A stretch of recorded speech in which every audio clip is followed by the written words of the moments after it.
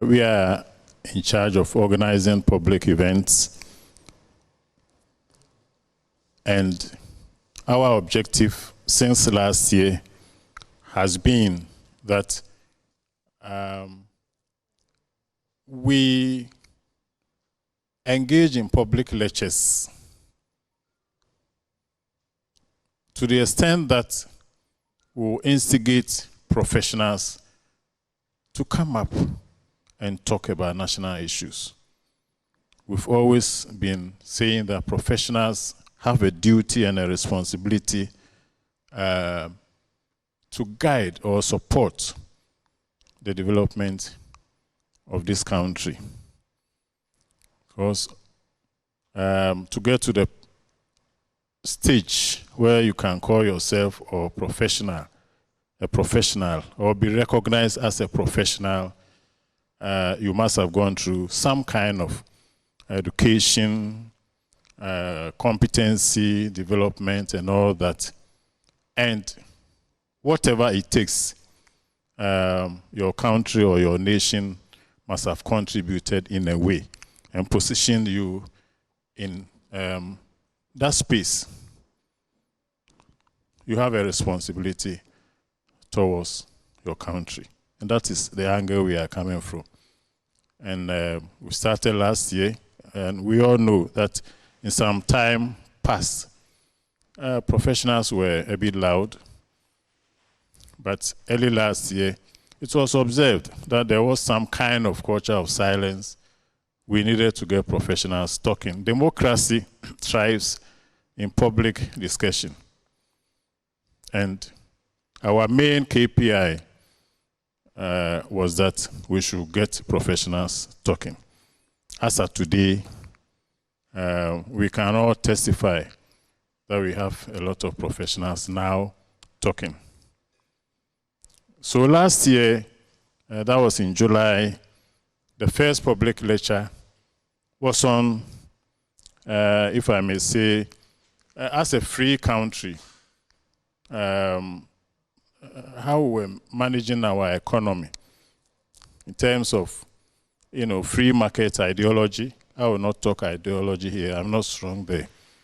But free market, the kind of, safety nets we're creating or putting in place for vulnerable groups, were they effective?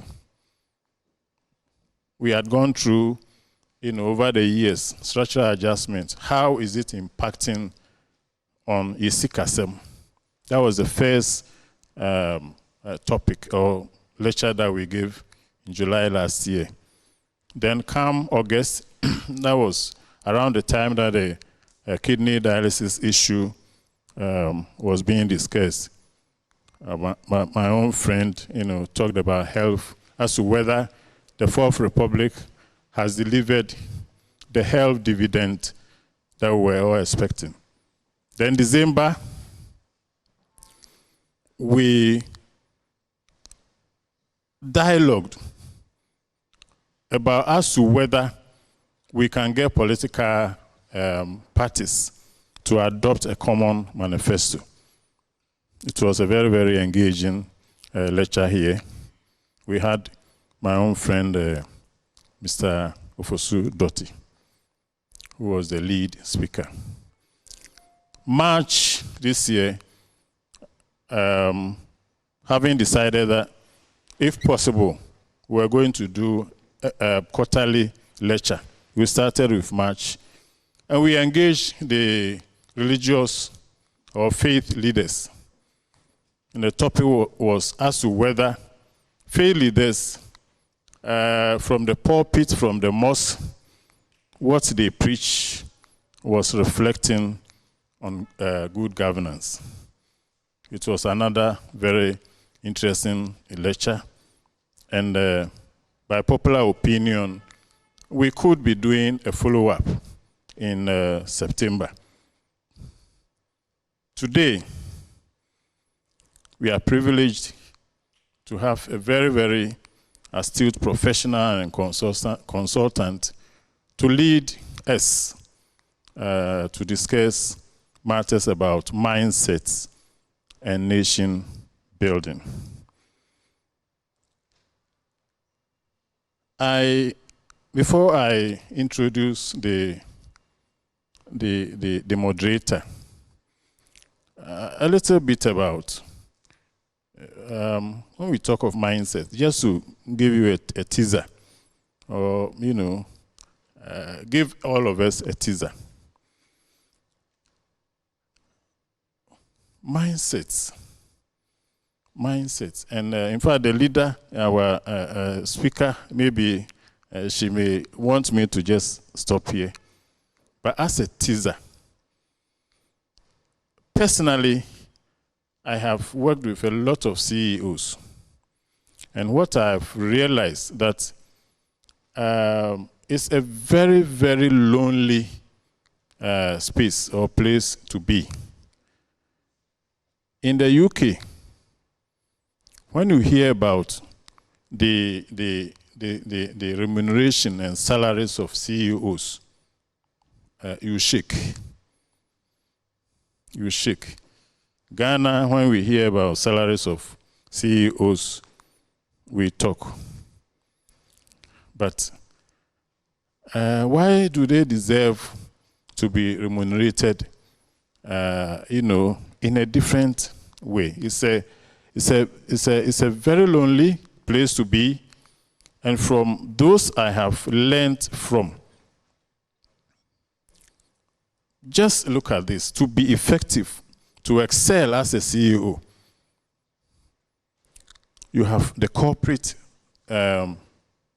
agenda, for that matter, corporate strategy to deal with, balancing that with how you have to deal with the board.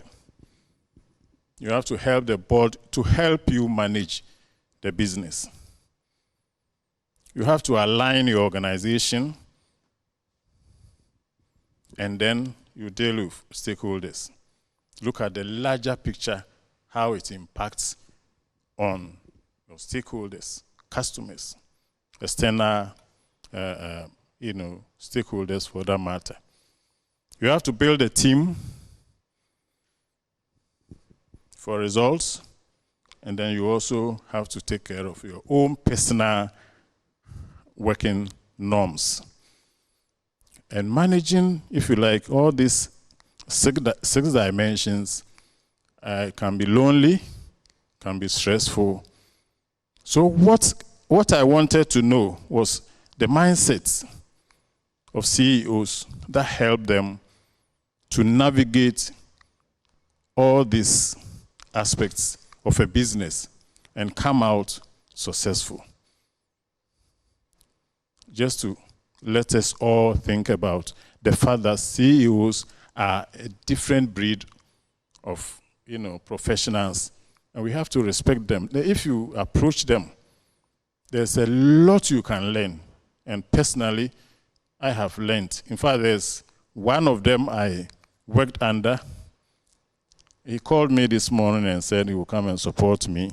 He said last Tuesday he saw me on TV, like sometimes we joke about.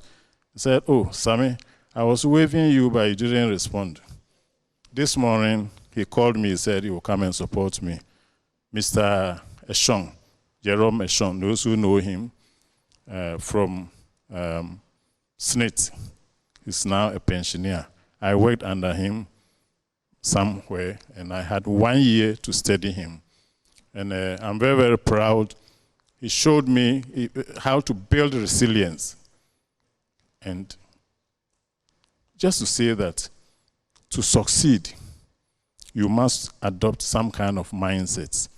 And to me, the most typical way to learn about mindsets is to get close to a CEO. On that teaser,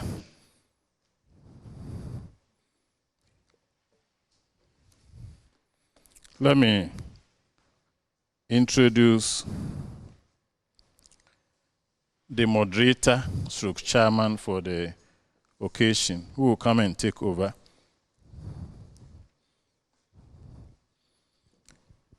He is a graduate of the London School of Economics, holding an MSc in Media and Communications, and is a Ford Foundation Scholar.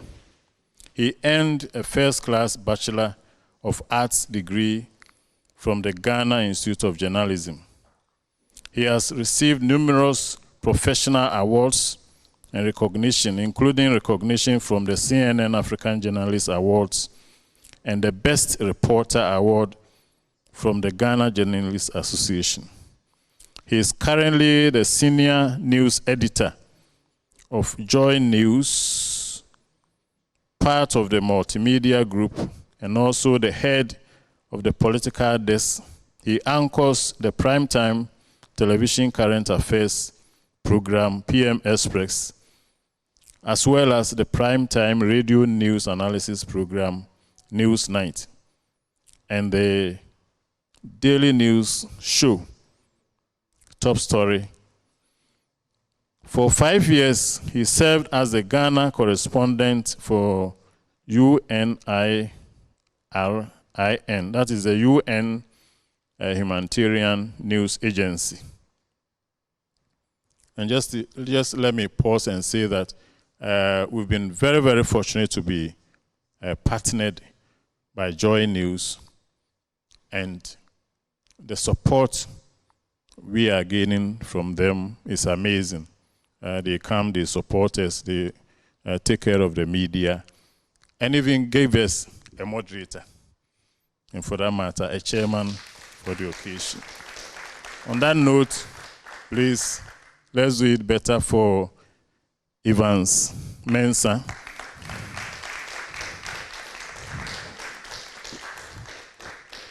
Evans, welcome. It's my pleasure to introduce you. Thank you very much. Take over. Thank you very much. Okay. Thank you very much. Thank you very much indeed. And as you said, we are live tonight on the Joy News channel. We're also live across our many social media platforms, and many of you who are watching us from across the world, welcome to the British Council Hall. And I'm looking forward to this conversation. It is a conversation for our times. As you know, we are 6 months away before major elections, and mindset revolution is really what we need for our people. And I like the fact that it's about citizens' mindset revolution, because they will be making the decision later this year. And so this, without doubt, is a pivotal moment in our nation's journey. For many, we actually stand at the threshold of an era that calls not just for our attention, but also for our engagement. And I like the objectives set out by the amalgam, where they really want to inspire all of us to engage. And citizen activism is a very, very important part of democracy. It is actually a great honor of mine to introduce to us this dialogue. It's a challenging phase of our national life, one that often comes with a lot of controversy if you listen to the media. But when the citizens engage, the questions are asked in the way that elicits responses that address the real needs of us all. Now, as you know, the theme for today is looking beyond the Fourth Republic towards nation building, the case for citizens' mindset revolution. It's a call to introspection and action. It compels us to examine the fabric of our social and societal beliefs and individual mindsets that shape our collective future. And we're going to be navigating this together. It's a discussion that at the end I will invite all of us to engage with our panelists, but also with our main speaker, who I have the privilege of introducing now. She is an alumna of the London's prestigious Imperial College Business School, and a member of the Middle Temple Inn of Court, recently called to the England Bar, and currently pursuing PhD studies in entrepreneurship. She is an accomplished management consultant, entrepreneur, author, mindset coach, and talk show host. Through her consultancy practice, she has led clients such as the British Airports Authority, the UK Civil Aviation Authority, the Department of Health, AXA Insurance, Barclays Private Banking, through large-scale transformation. Now, she's a pioneering owner of Mindset Revolution MRTM concept, and author of the Mindset Revolution book series. Ladies and gentlemen, please help me welcome Akufo-Addo.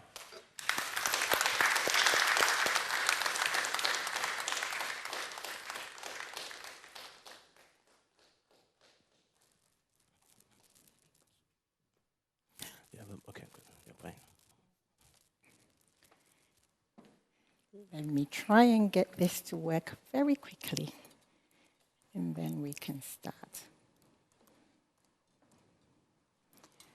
Okay. Yes. So our topic for today is looking beyond the Fourth Republic towards nation building, the case for citizens' mindset revolution. Indulge me on this journey. Mr. Chairman, my Ghanaian siblings, ladies and gentlemen, it is truly an honor to be able to speak to all of you tonight. And whilst this is a subject I would dearly love to tackle extensively, I must respect the protocol and time we have. So I will focus on addressing 3 core questions. Where are we now as a nation? Why is citizens' mindset revolution essential? How do we achieve citizens' mindset revolution?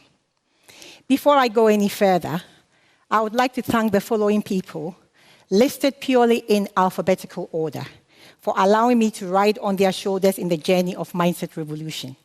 They are Mr. Albert Jama, aka Uncle Albert, Alf Dwambakpo, aka Alf D, Eugene Dankwa, aka Javisto, Kwame Chiama, aka Capello, and Yawin Sako, aka Crazy. I must also announce that this is going to be a brutally honest ride this evening. So I freely declare that the thoughts expressed today are solely mine. I dedicate this lecture to several people who have played a role in engendering my belief systems that has led me to this mindset revolution journey. To my father, the late Professor Kwabena Nyamechebami, who had an unwavering belief in me and instilled me with a mindset of you can be whatever you set your mind to. Dada, the seeds you sowed are germinating beautifully. Continue to rest well, knowing that you did a brilliant job. To my mother, Mrs. Comfort Ifya-Sapon-Bami, a giant spiritual prayer warrior who has fought many a battle on her knees to sustain me throughout my 5+ years, decades of living, with its many twists and turns, and continues to do so. Ma, Obatampa Comfort, enyumire eyewupiesi akusua samwa na odawase. To my other father, Professor Kofi Asare-Opoku, a living sage who, upon reading my 3rd book, called to bless me and endorse the mantle of mindset revolution on my life. Pa, your continued words of wisdom and encouragement spur me on daily to do my bit and leave a legacy for future generations. To my siblings, Kojo, Nana, Kofi, and Ya, you are indeed the best, and I would choose you as my family if I had to do it all over again. To my children, Nana Kweku, Nana Ama, and the twins in heaven, for your love and unconditional support, for being the best children one could ask for, and for making parenting easy. At this point, I must say that I am truly a product of the African proverb, it takes a village to raise a child. In Twi, we say, Eye kramu nwatete abofra.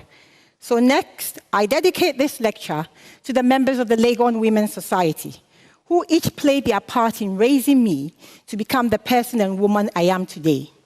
And to Miss Mensah of blessed memory, my Class 1A teacher at the University Primary School, who maintained a consistent interest in my academic achievements until she was called home.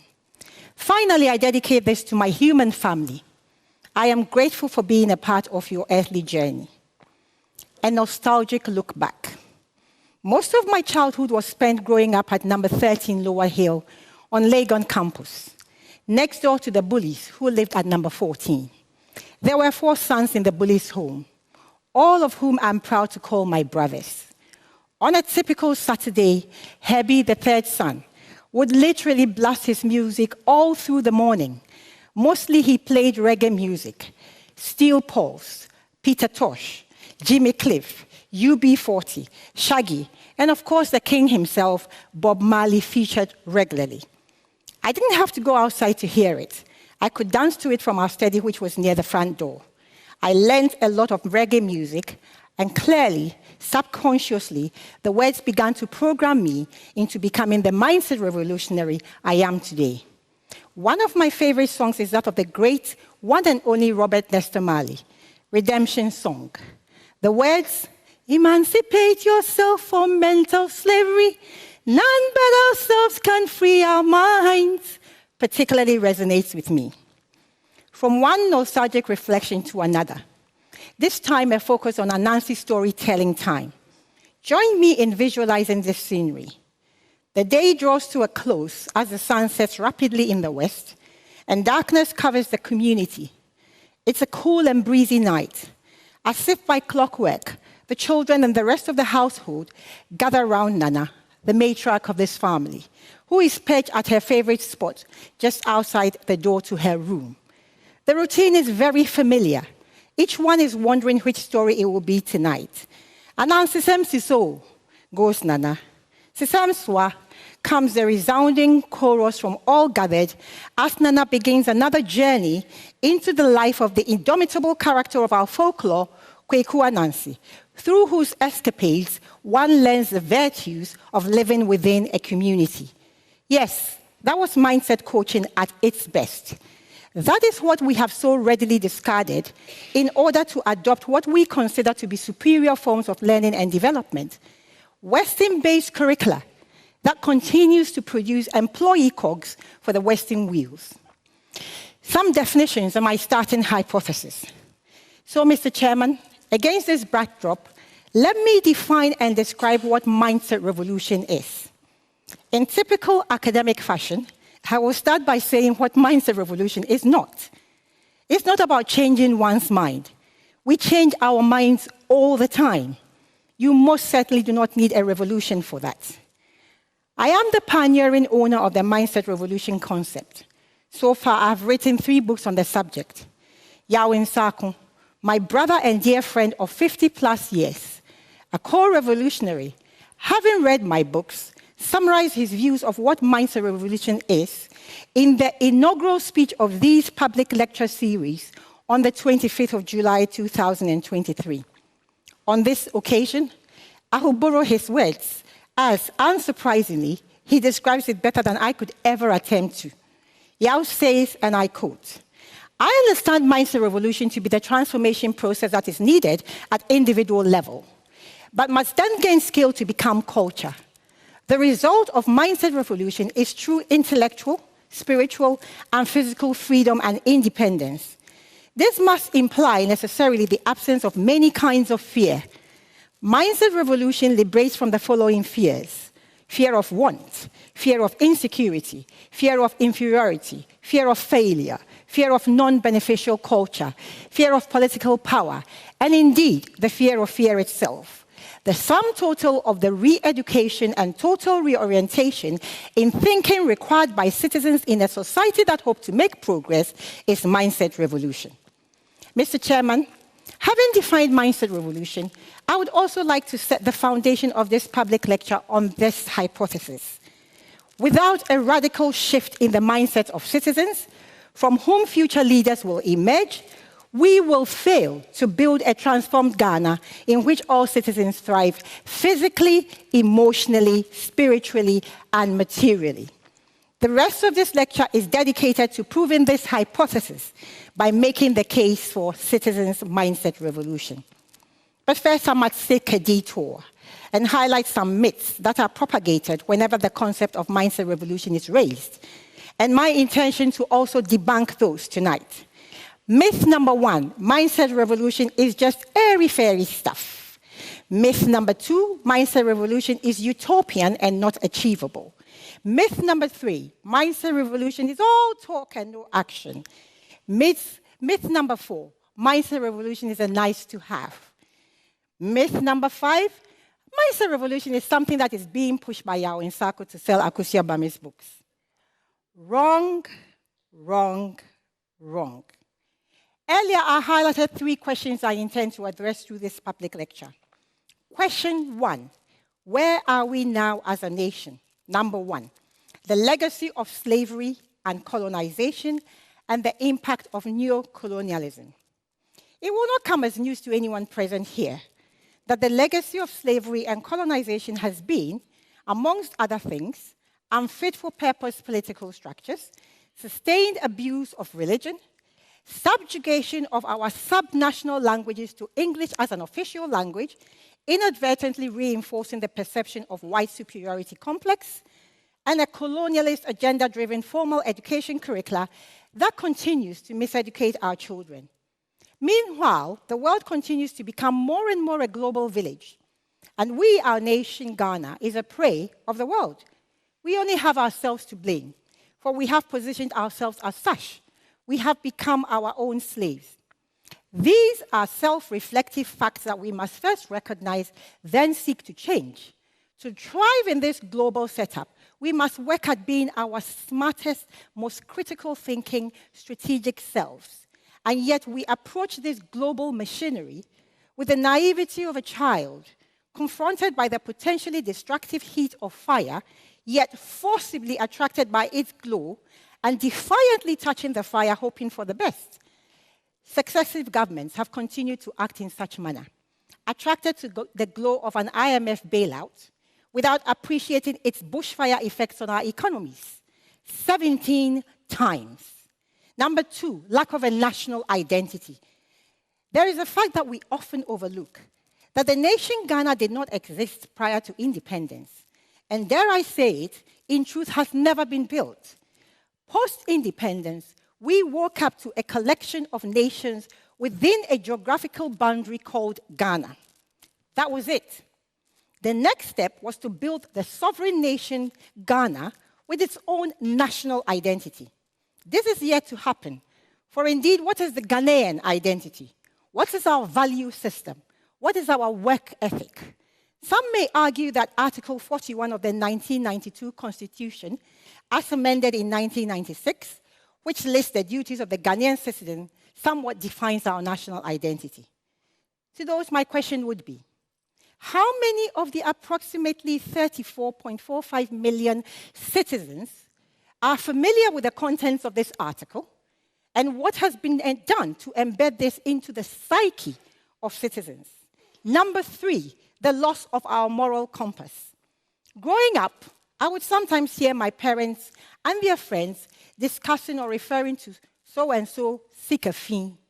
Essentially, the one under scrutiny was perceived to have made their wealth illegitimately and was therefore regarded by society with scorn. Contrast this to where we are today as a nation, where we celebrate wealth no matter how you make it. Political leaders brazenly parade ill-gotten wealth looted from the national purse, whilst the citizen whose wealth it is celebrate them and look longingly on, hoping for scraps to fall their way. At this point, I will share a story that demonstrates the insidiousness of this grab for wealth by any means within our country. The story is about Ishmael Mensah. On Sunday, 4th April 2021, the news of the murder of 10-year-old Ishmael Mensah at a suburb of Kasua sent shivers down my spine. Ishmael had been lured and killed by his friends, 2 boys aged 16 and 18 respectively, who desperately wanted to get rich. They planned to use his body for money rituals. Now, what led these 2 teenage boys to commit such an atrocious act? Why did it seem normal to them that the end goal of amassing wealth justified any action they took, even murder? At the time, I cautioned against any desire to label these 2 teenage boys as evil and consequently treat them as an anomaly. For me, this was a tipping point scenario. Our children were now killing each other for money. I wept then, and still do, for Mother Ghana. The blood of Ishmael Mensah continues to speak. But are we listening? Number 4, our disenfranchised youth. The 2021 population census found that the youth, people aged between 15 to 35 years, formed 38% of Ghana's population at the time. Trends suggest that this age bracket continues to grow year on year. Now, does this growing youth population present us with an opportunity, or is this a looming crisis? Currently, the trend suggests that this is a looming crisis. In 2017, the youth unemployment rate was 12.4%, compared to 4% unemployment rate of adults aged 36 plus. Whenever the youth are discussed, there's either a reaction of feigned helplessness or a tendency to blame the very people whose future we continue to rob. At this, I'm reminded of the song Youth of Today, released by the reggae band Musical Youth in 1982, which still resonates.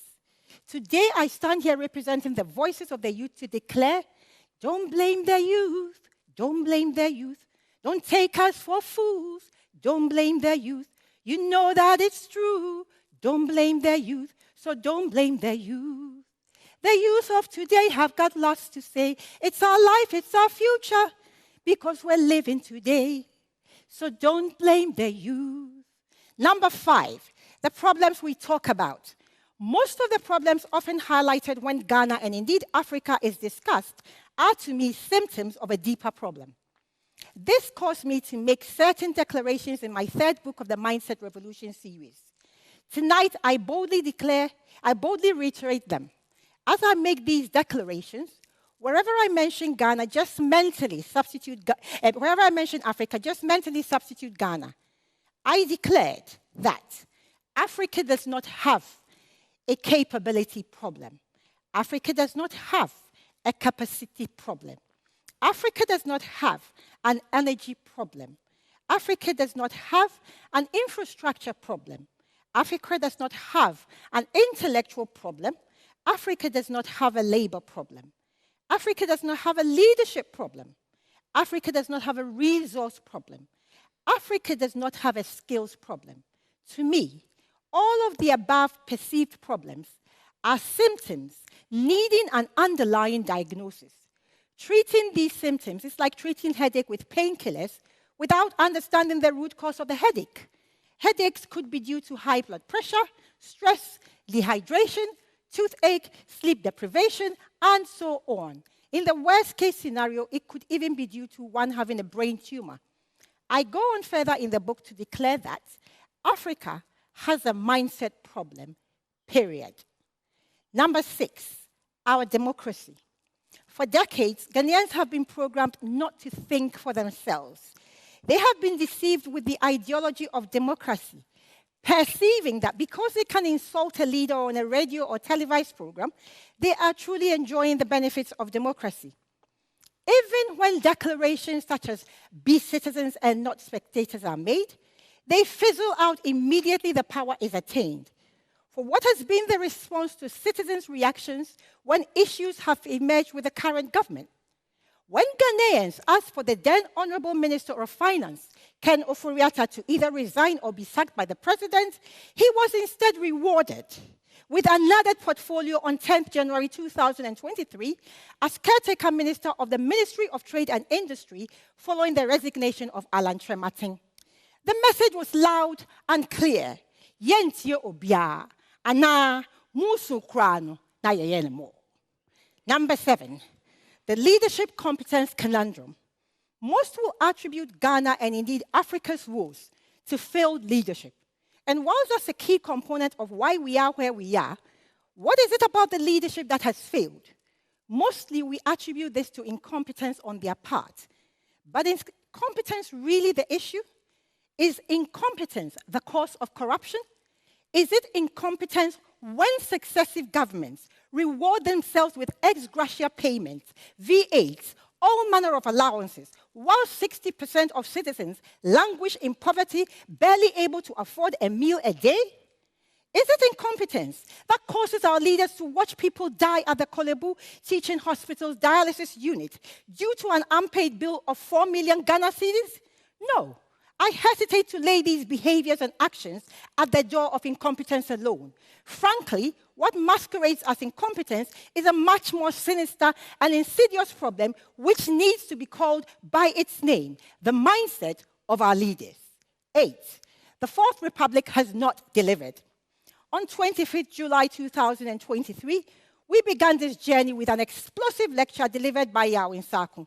In that speech, he walked us through an evaluation of the performance of successive governments in the Fourth Republic.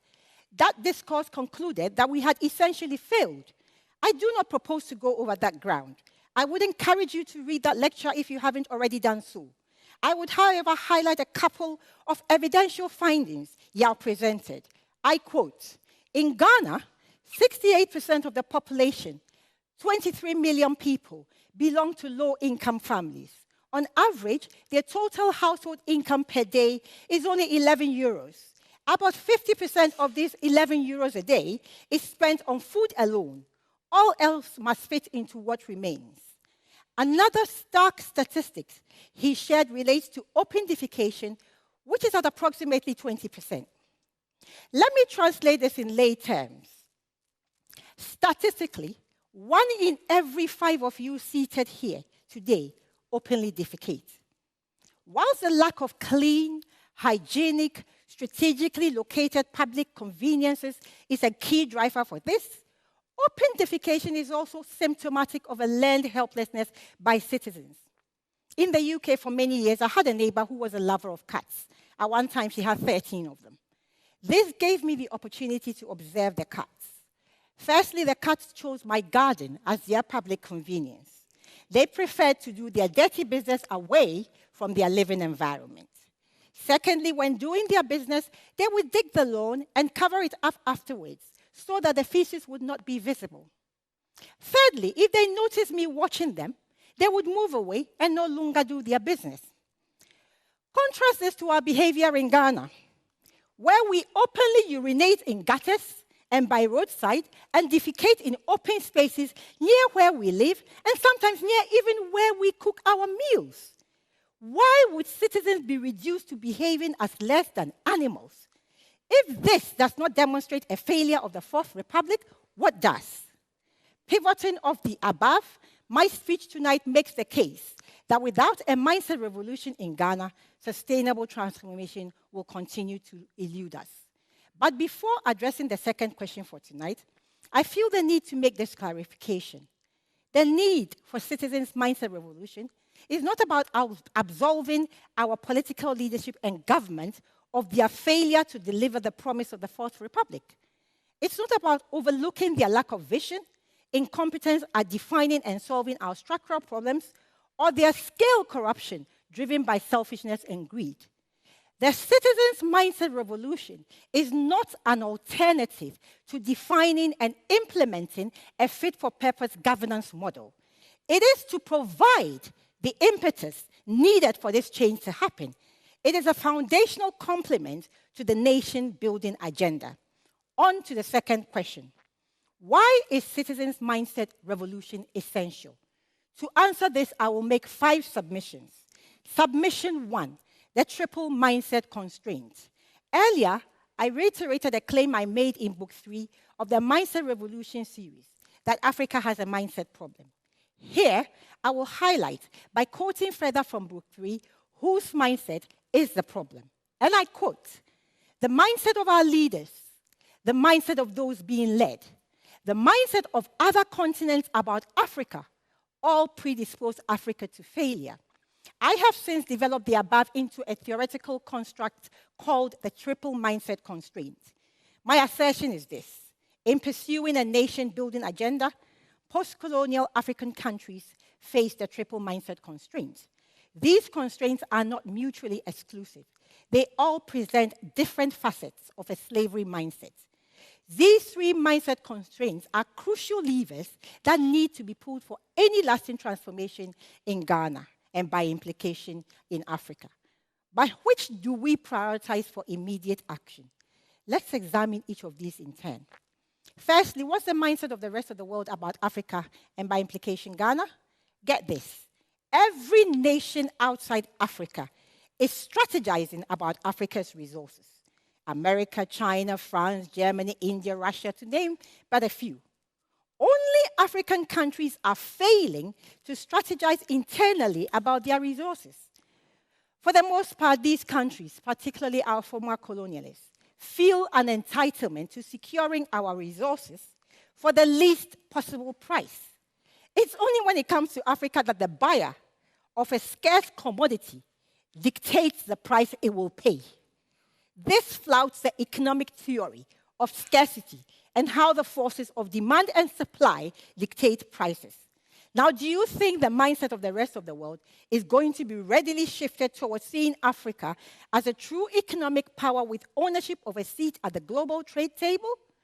You need look no further than the behavior of France towards its former colonies that have woken up, to understand the desperation with which some of these countries I mentioned will click on to their exploitative power. Given this concept, I humbly suggest that this is not the mindset constraint lever 1 prioritizes to pull. What about the mindset of our leaders? In an ideal world, the first and primary lever our current leaders could effectively pull is a shift in their own mindsets. But let's examine this closely. Our current leaders' mindset is largely one of entitlement, driven by selfishness and greed, and manifesting in scale corruption. Expecting such leaders to be receptive to mindset change equates to asking turkeys to vote for Christmas, or within our context, perhaps we could say Aponchis voting for Easter. This is unlikely to happen voluntarily, as there is currently no impetus for them to change. So for now, this is not a lever to prioritize. This leaves us with a mindset of citizens. And what's the Ghanaian citizens' mindset? In general, it's one of dependency on an external party, be it political leaders, religious leaders, or God, to solve their problems and meet their every need. This is complemented by a poverty mindset, foreign is better mindset, Fama Nyame mindset, and an entitlement mindset, culminating in lead helplessness. So, is the Ghanaian citizens' mindset a consequence or a cause of the current state of the country? It is both. The current mindset is a consequence of a number of things. Decades of citizens being left out of the nation-building agenda. Political governance, which is in essence 4-year cycles of sanctioned dictatorship. Exploitative religious programming. An equal distribution of wealth positioning over 60% of the population in the lower classes, and failure to consistently enforce the laws of our land, to name but a few. Unfortunately, if left untreated, this mindset will continue to perpetuate the current results we see around us. For in applying Albert Einstein's statement to our nation, it would be the height of insanity for citizens to continue maintaining the same mindsets whilst expecting different results. Therefore, my point is this. Let us prioritize and focus on shifting citizens' mindsets. For I'm inclined to agree with Joseph Demers when he said, every nation gets the government it deserves. A Ghanaian citizenship whose mindsets have been revolutionized can demand and will ultimately get the leadership that will prioritize their well-being. If there ever was a case for citizens' mindset revolution, this would be it. Submission 2. Learning from those who have gone ahead. Only a fool knows it all. Learning from those that have gone ahead of us is not desirable, it is critical. Embarking on this journey without the benefit of their lessons is at best negligent and at worst complete folly. So what do those who have gone ahead of us have to say about the role of citizens' mindsets in nation building? Enter Deng Xiaoping, Chinese revolutionary and statesman who served as the de facto leader of the People's Republic of China from December 1978 to the early 90s. In a speech titled Free Our Mind, Seeking Truth from Facts and Uniting as One to Look into the Future, Deng Xiaoping highlighted, our top priority is to free our mind. Only when our mind is free can we properly follow the guidance of Marxism, Leninism, and Mao Zedong thoughts to tackle the history, legacy, and the emergent problems. Without breaking the mental petrifaction and freeing the mind of officials and people, there is no hope for the four modernizations. Why should we heed his words? After studying him and critically reviewing his works, here's how Yao Nsakun describes him. In my considered opinion, Deng easily on achievements with lifting people out of poverty and raising standards of prosperity qualifies as the most historically significant and successful leader of all time. 700 million out of poverty due to the reforms he initiated on Mao's platform, and 1.4 billion into increased prosperity, made even more impressive by the fact that when he fully took charge, he was already 74 years of age. There is no match in history. From one lesson to the next, another quotation for us to consider. I would rather argue that we need to mobilize the right mindsets rather than more funding. After all, in Africa, we have everything we need in real terms. Whatever is lacking, we have the means to acquire.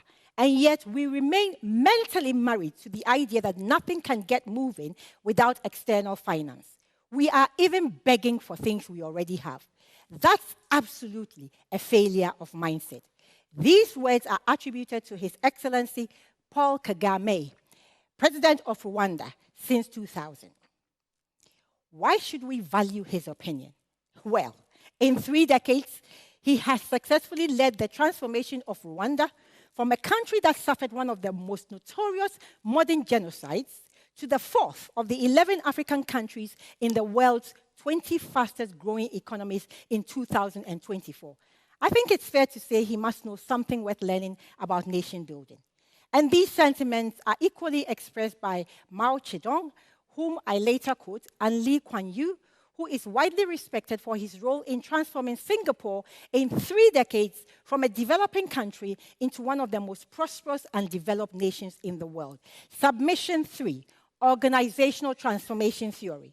Over 2.5 decades ago, following a stint in the UK financial services sector, I established my management consultancy practice, specializing in large-scale organizational transformation. I see organizations as microcosms of nations, and nation building as a very large-scale transformation program. Therefore, the principles that apply to organizational transformation equally apply to nation building. It is widely known that approximately 70% of organizational transformation programs fail to achieve their originally stated benefits, and this is largely attributed to a failure to shift organizational culture, i.e., employees' mindsets. Similarly, staying with the analogy of nations being large organizations, a failure to shift citizens' mindsets would result in failure to successfully transform Ghana. Submission 4, house versus home. There is this flawed perception that infrastructural development makes a nation. Let me explain with a quick analogy. The difference between a house and home is down to how the inhabitants of the property live within it. The inhabitants of a home are bound together by common beliefs, house rules, acceptable norms of behavior, and mutually respected expectations of each other. This is lacking in a house. So just as the building does not make a home, infrastructure do not make a nation. Whilst infrastructural development is a fundamental part of the nation-building agenda, it is how citizens live together and behave towards one another, i.e. cultural norms, that would distinguish Ghana from being a geographical space with inhabitants to being a nation. Submission 5, what true independence means. True independence is a state of mind. Overall, this is lacking in Ghana. Without a sense of national identity and self-determination, the Ghanaian citizen continues to be mentally enslaved. So let us forget about hosting expensive Independence Day celebrations. For in truth, the Ghanaian citizen is yet to taste the freedom and justice of true independence, emancipation from mental slavery. The stark reality, based on the points made, I hope it is evident, but mindset revolution is not a nice to have. This is not a sudden need. It has always been needed post-independence. Mao Zedong, also known as Chairman Mao, a Chinese politician, Marxist theorist, military strategist, poet, and revolutionary, who founded and led the People's Republic of China in 1949 until his death in 1976, described it as a need for cultural revolution. I quote, "In our struggle for the liberation of the Chinese people, there are various fronts. among which there are the fronts of the pen and of the gun, the cultural and the military fronts. To defeat the enemy, we must rely primarily on the army with guns. But this army alone is not enough. We must also have a cultural army, which is absolutely indispensable for uniting our own ranks and defeating the enemy. Since the May 4th movement, such a cultural army has taken shape in China, and it has helped the Chinese Revolution gradually reduce the domain of China's feudal culture and of the comprador culture, which served the imperialist aggression and weakened their influence. Now to the third and final question I must answer tonight. How do we achieve citizens' mindset revolution? The key to shifting citizens' mindset lies in replacing unhelpful beliefs and values through education in its broader sense and a change in citizens' lived experiences. I cannot emphasize the latter point enough. Mindset revolution cannot be achieved without a visible change in citizens' plight and experience. Ultimately, the goal of mindset revolution is to change the way citizens think. Steve Biko puts it this way: change the way the people think, and nothing will ever be the same again.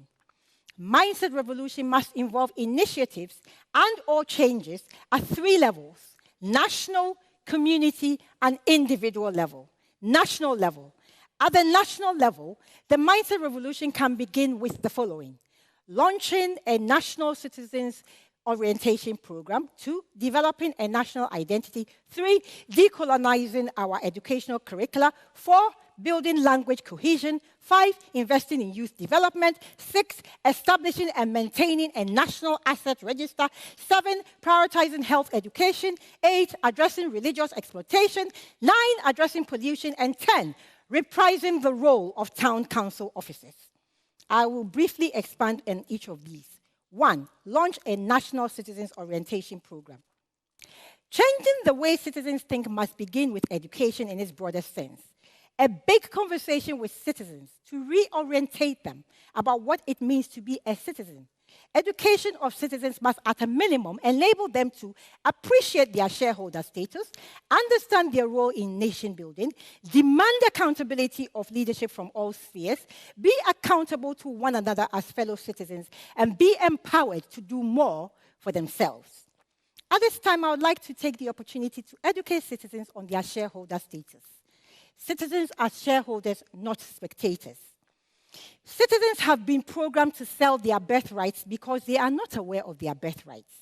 Like Esau in the Bible, whose birthright was stolen from him for a bowl of soup or stew, or perhaps we can say he carelessly parted with it.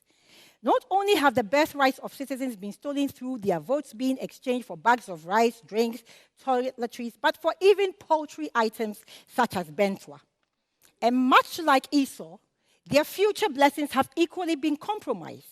Their assets, minerals, oil, lithium, etc., are treacherously sold or mortgaged to the hilt.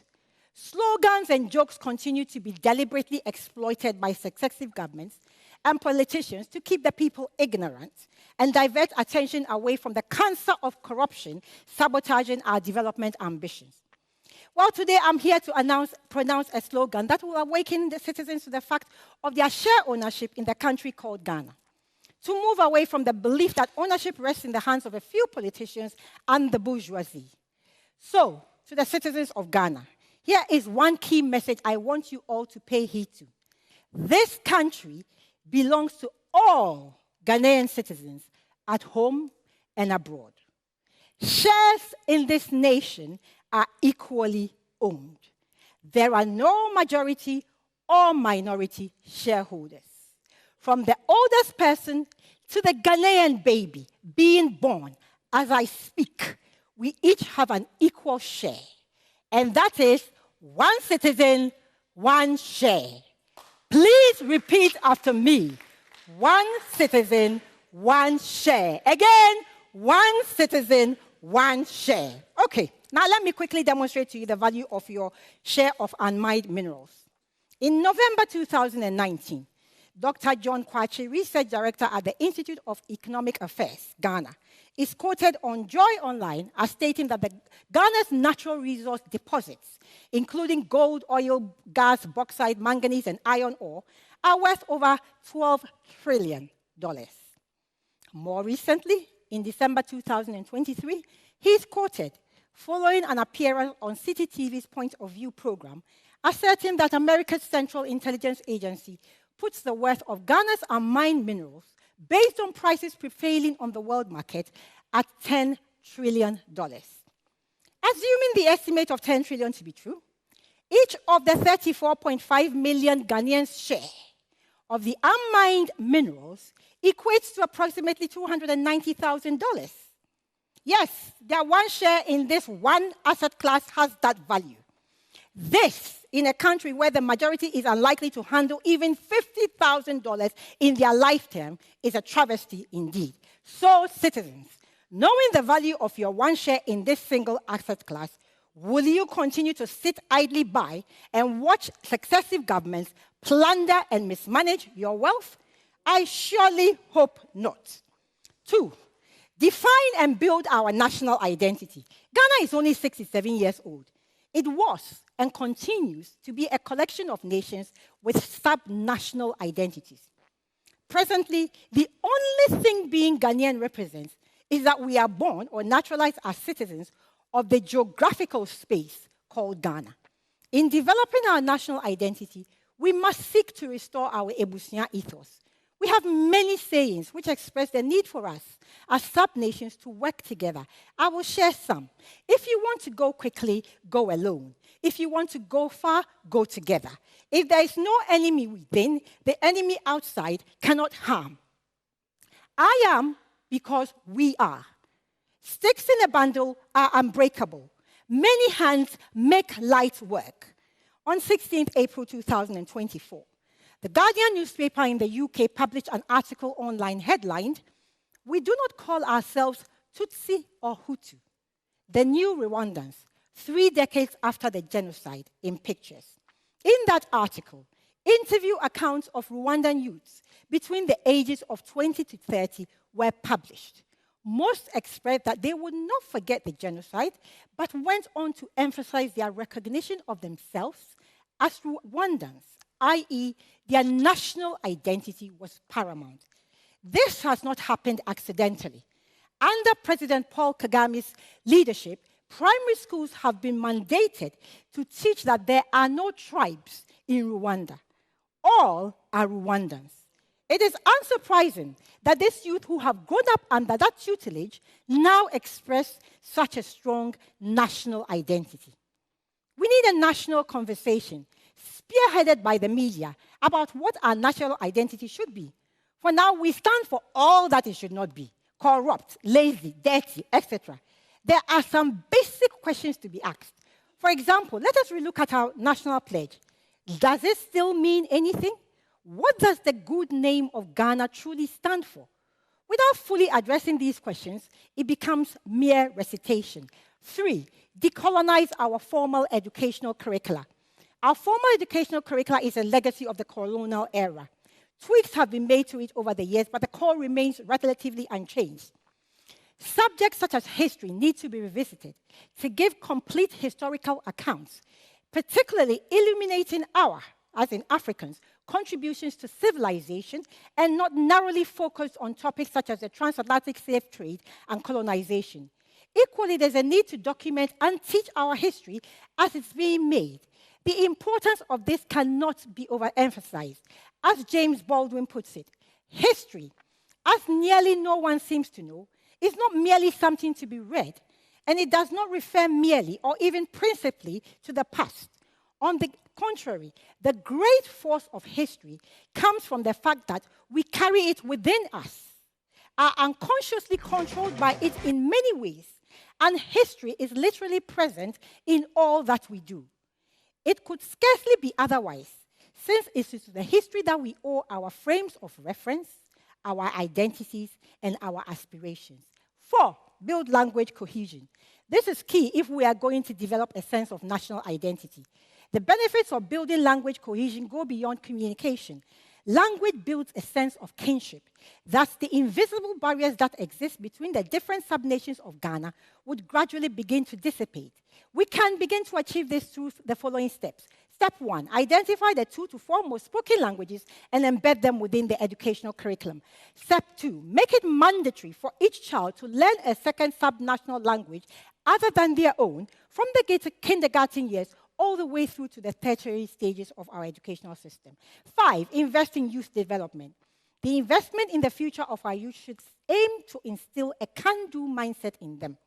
Examples of channels for youth development could include the following. Government should establish a national youth coaching and mentoring scheme and invite the key influencers in our society to participate in a variety of roles, coaches, mentors, and sponsors to name but a few. Religious leaders must have a youth development program with coaches who can coach the youth in their chosen field or interest. Traditional rulers should have youth development programs for the youth in their jurisdiction. Universities should have coaching and mentoring schemes and must embed entrepreneurialism in any field of endeavor. 6, establish and maintain a national asset register. National assets should be defined broadly to include land and natural resources, intellectual capital, human capital, environmental capital, and data and information or licenses. The collation of our national asset data needs to be done bottom-up and top-down. A national asset register would provide citizens with visibility and transparency as to the true assets of Ghana and consequently the value of their shareholdings. 7, prioritize health education. A healthy nation is a wealthy nation. Investing in health campaigns focusing on disease prevention is a must. Educate the masses on nutrition. It is time for us to go back to our roots and de-bastardize our traditional dishes. Delegates should be sent to the rural areas to learn how to cook the healthy traditional way. This knowledge needs to be captured for future generations in books, audio recordings, video programs, and so on. 8, address religious exploitation. One of the primary sources of citizens' mindset programming is from religious messages. This becomes destructive when religious leaders exploit it. Brainwashing of Ghanaian citizens for selfish ends is at an all-time high. Religious leaders are in fiduciary positions and should be expected to meet the high standards of conduct such positions command. Therefore, we need to define and legally enforce fiduciary standards of conduct for religious leaders. 9, address pollution. Educate citizens on the harmful effects of their polluting actions on their health. Kidney disease is rife. So much so that one of the current political campaign messages is that if elected, the government will pay for the dialysis treatments of those under 18 or over 60 years. I find this to be shallow and short-termist thinking. What about dealing with the menace of Galamsey that is polluting our water bodies and creating a ticking time bomb of an explosion in chronic diseases in the future? Number 10, reprise the role of town council officers. Town council officers in the not-too-distant past had the responsibility and authority for enforcing standards of cleanliness within our communities. These roles need to be reprised in our urban centers to enforce standards, not just in residential places, but in institutions also. Fines for failing to meet hygiene standards should be significantly prohibitive to encourage compliance. Community-level initiatives. At a community level, we must, 1, establish a coalition approach to local governance, and 2, launch community-led transformation programs to address sanitation and food security as a starter. So 1, establish a coalition approach to local governance. Sound local governance is necessary for nation building. Our current local governance model, if we can call it that, is not working. Between our MPs, district commissioners, and chiefs, there is a muddying of the waters about roles and responsibilities which do not best serve the interests of citizens. I call for the development of a coalition approach to local governance. In the absence of relevant legislation, we can still plow ahead on a voluntary basis, backed by citizens demanding for that approach. The three constituent leadership parts of local governance must jointly agree their respective roles and responsibilities in the community-led transformation programs I am about to propose. 2, launch community-led transformation programs. The antidote to a dependency mindset is self-efficacy, which comes from a change in lived experiences. Within communities, citizens can and must seek to become self-sustaining in at least 2 key areas: sanitation and food security. Sanitation. Each community led by the coalition governance stated earlier must start a sanitation drive requiring citizens to take responsibility for the cleanliness of their environments. This must address both structural and behavioral elements of the problem. Structurally, communities should build their own public conveniences, which could be manned with paid labor supplied from households on a rotational basis. Additionally, there should be adequate provision of bins and designated rubbish disposal sites backed by environmentally friendly ways of managing those sites. Getting citizens to change their behavior could be achieved through rewards, positive reinforcement, and sanctions, negative reinforcement. Positive reinforcement. For example, central government rewarding communities that achieve and maintain cleanliness standards with bonus allocations to the District Assembly Common Fund. Negative reinforcement, individual fines for citizens for actions such as improper disposal of rubbish, littering, and open defecation. Citizens must also be encouraged to quote-unquote police each other. Therefore, there should also be community-based fines, where it is apparent that citizens are looking the other way whilst their fellows generate filth. Food security. Successive governments declare grandiose intentions to solve food security problems, but to no avail. We remember their Confirm project and their Planting for Food and Jobs initiative. Farmlands lie fallow while citizens languish in hunger. Or worse still, farmlands are being sold off for galamsey. Communities must be empowered to farm their lands and generate enough food using a cooperative model. Community-owned farms in which all households of that community contribute labor and have a shareholding. To scale production in these community-owned farms, we cannot continue to rely on cutlasses and hoes.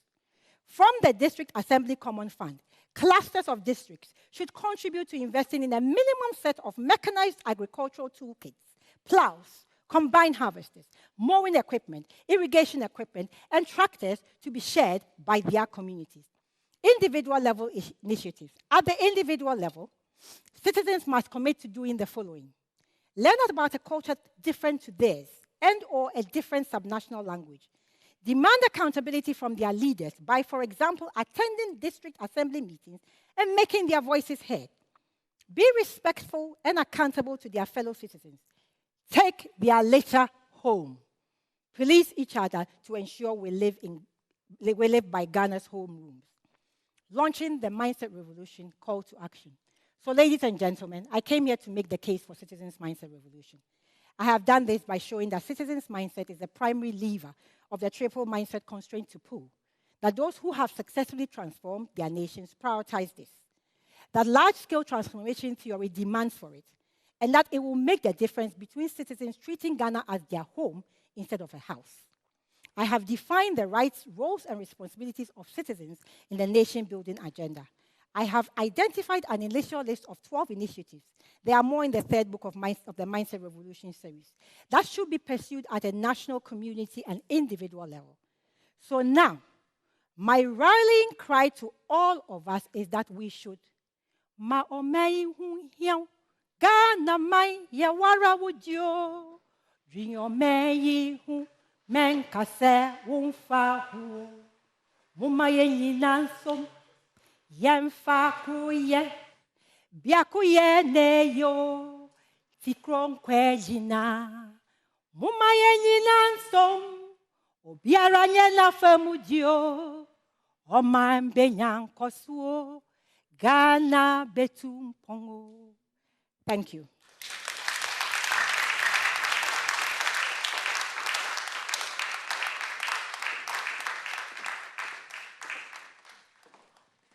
I'm convinced we can do better. I'm convinced we can do better. I'm convinced we can do better. And you know, she warned us this was going to be thought-provoking. Boy, did you deliver. And we're going to have a conversation. And I'm looking forward to the questions that you have. My panel will take their seats right now, and then we'll begin to unpack what she's discussed. And I know many of you have your own thoughts on what has been said. And let me just remind all of us that we are live right now on the Joy News channel. We are live across our many social media platforms. And if you are watching us on the Joy News channel on maybe Facebook or YouTube and want to get in touch, please just put a comment underneath the live feed, and I will share it with the rest of the world. And I have the pleasure of inviting two gentlemen who will join the panel right now. And the thing about these two gentlemen is you thought what you heard is explosive. Just wait to hear from them also. And you know him.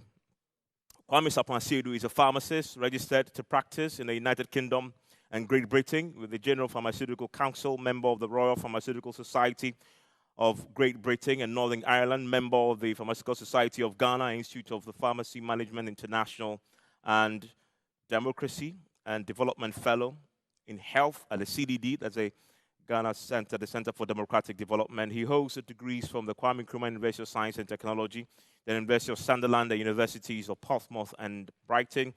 And he joins us tonight. He joins our panel for a conversation. Please help me welcome Kwame Sapon-Asiedu. Kwame, thank you very much. Grateful to have you. We also have tonight a man you've heard before on the same platform. David Ofori-Atta is a founder and senior partner at AB and David Africa, a pan-Africa business law firm with offices in 6 countries and a network of firms in 24 other African countries. His experience cuts across about 3 decades of lead advisory role in construction, contracts, advice, infrastructure, deal structuring, public policy development, and implementation advice. And if you really want to know who he is and what he does, just go onto his Twitter page, no, X page now, and you see his posts every day. Every morning I go there, and he's always thought-provoking. I don't know where he comes, how he comes by these. He can put it together in the book. I'm looking forward to it. We can explore all that together. A round of applause for him, David Ofori-Atta. And I'm going to quickly start by asking David and Kwame to give me their 2 minutes reflections on what we just heard from Akosua. I'll start with you, Kwame. Good evening and thanks, Evans. In 2 minutes, what I heard is a country suffering from learned helplessness. And I'll use just 2 examples to demonstrate what Akosua said and why I think we suffer from learned helplessness. We, each of us who goes into a supermarket, pays an NHIS levy. In your wisdom, you pay that money so that it will be set aside to be used when you are unwell if you are registered with the NHIS. However, we got told in 2017 by others that though we, in our wisdom, had paid those monies, they knew better how to use the monies we had set aside for our health. Unfortunately, we looked on whilst they took the money and said nothing. Sadly, we now complain that the NHIS has no money and that our cards are not functional. What were we expecting when we sat down, lamely, for them to take the money? Second one, we sat in this country for a sin tax to be passed. What's a sin tax? A sin tax is a tax that is passed because you have chosen to lead a life that might make you unwell. So maybe you drink, maybe you smoke, you eat excess amount of sugar. So what a government does is it says, I would put a tax on these sinful items so that when you get the sins of your actions, you don't become a burden on the state. In any country that I've seen, they take those monies and they save them in a fund so that when you're unwell, the money would be there for you. We sat here last year. The government passed the sin tax. There was no sin fund. There were no managers. They are taking the money and putting it in the consolidated fund. So when you've finished your sin and you get the ill effects of your sin, there'll be no money to take care of you. Is that no robbery? Yet, we sit down and get robbed. This is a state of learned helplessness, and that, for me, is how I sum up initially. David? I must congratulate Akufo-Addo for a brilliant delivery and discussing the whole concept about mindset revolution. I agree with everything she said. A couple of points regarding our mindsets as a nation. I think we tend to forget that everything we see around us was once in somebody's mind, including the chair you are sitting on, the clothes you are wearing, and including how our system is. It was once in somebody's mind. And unless we address what is inside us, whatever is outside us is useless. So if you have the wrong mindset, you can have all the resources, and we all agree we are resource rich, yet somebody can convince you you are poor. You were referring to my tweets. One of my tweets today was about how African elite have all gathered in Korea. And this is the first time South Korea is inviting African leaders. And I was asking the question, when are African leaders going to invite others to gather in Africa? And just before Korea, there was Italy. So far as I'm concerned, Italy is not a rich country. It doesn't have the resources we have. We had a GDP greater than Korea just 40 years ago. And today they can invite the whole of Africa to go there. If we go to then be listening to the strategy other countries have for Africa, which is what Akufo-Addo expressly referred to, technically it means we don't have a strategy. And if you don't have strategy, you are part of somebody's strategy already. So that kind of mindset that makes us eager to go and listen to what others are thinking about, that is a problem. But I think I want to emphasize something which Akufo also pointed out. It has to do with our culture. We have the wrong culture. And we tend to overemphasize our so-called culture. And one of the things I just cannot stand is this belief that chiefs are custodians of our culture.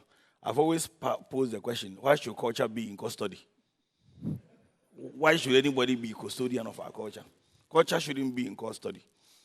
Culture is that which a society allows, especially what our leaders allow. Now, if you have a situation where our chiefs accompany appointees from regions to parliament when they are being vetted, essentially we are looking for heroes of tribal people to go into the positions. So we are not thinking as a nation with one mindset. And that is the reason why when politicians are campaigning, they go to bow before chiefs with the hope that the chief will endorse them and all that. So chieftaincy itself, much as it's at this good size, is part of the problem. And if we expand our culture to a situation where we worship chiefs, the same people whose forefathers and forebears, and by the way, I come from, quote-unquote, a royal house on both my father and mother's side, so I'm not speaking as somebody who's not a royal. But you must face the fact, it is this same line who sold us into slavery before we were raided. And we are still carrying them shoulder high in palanquins. We carry that culture to when politicians go into power, and we worship them instead of telling them the right thing. So it's a national psyche. And those of us who are outside politics should constantly address these things, because unless we change our culture and mindset, really everything outside us is not going to change, because the real problem is from inside us, and I agree with her on that score. So a round of applause for that. So one thing they all agree on, we must change our mindset. But there's something that Akufo says that I want us to unpack a bit more. And Kwame, I'll start with you. Before now, many people have put the problem at the doorstep of leadership, right? But Akufo says it's actually not, don't focus there, because that is unlikely to happen. The shift in the leadership mindset is unlikely to happen. But we also agree from the start that the shift must happen. One citizen, one share. How do you achieve that when the citizens are so unempowered? Somebody must empower them. Who does that? Well, or they must empower themselves.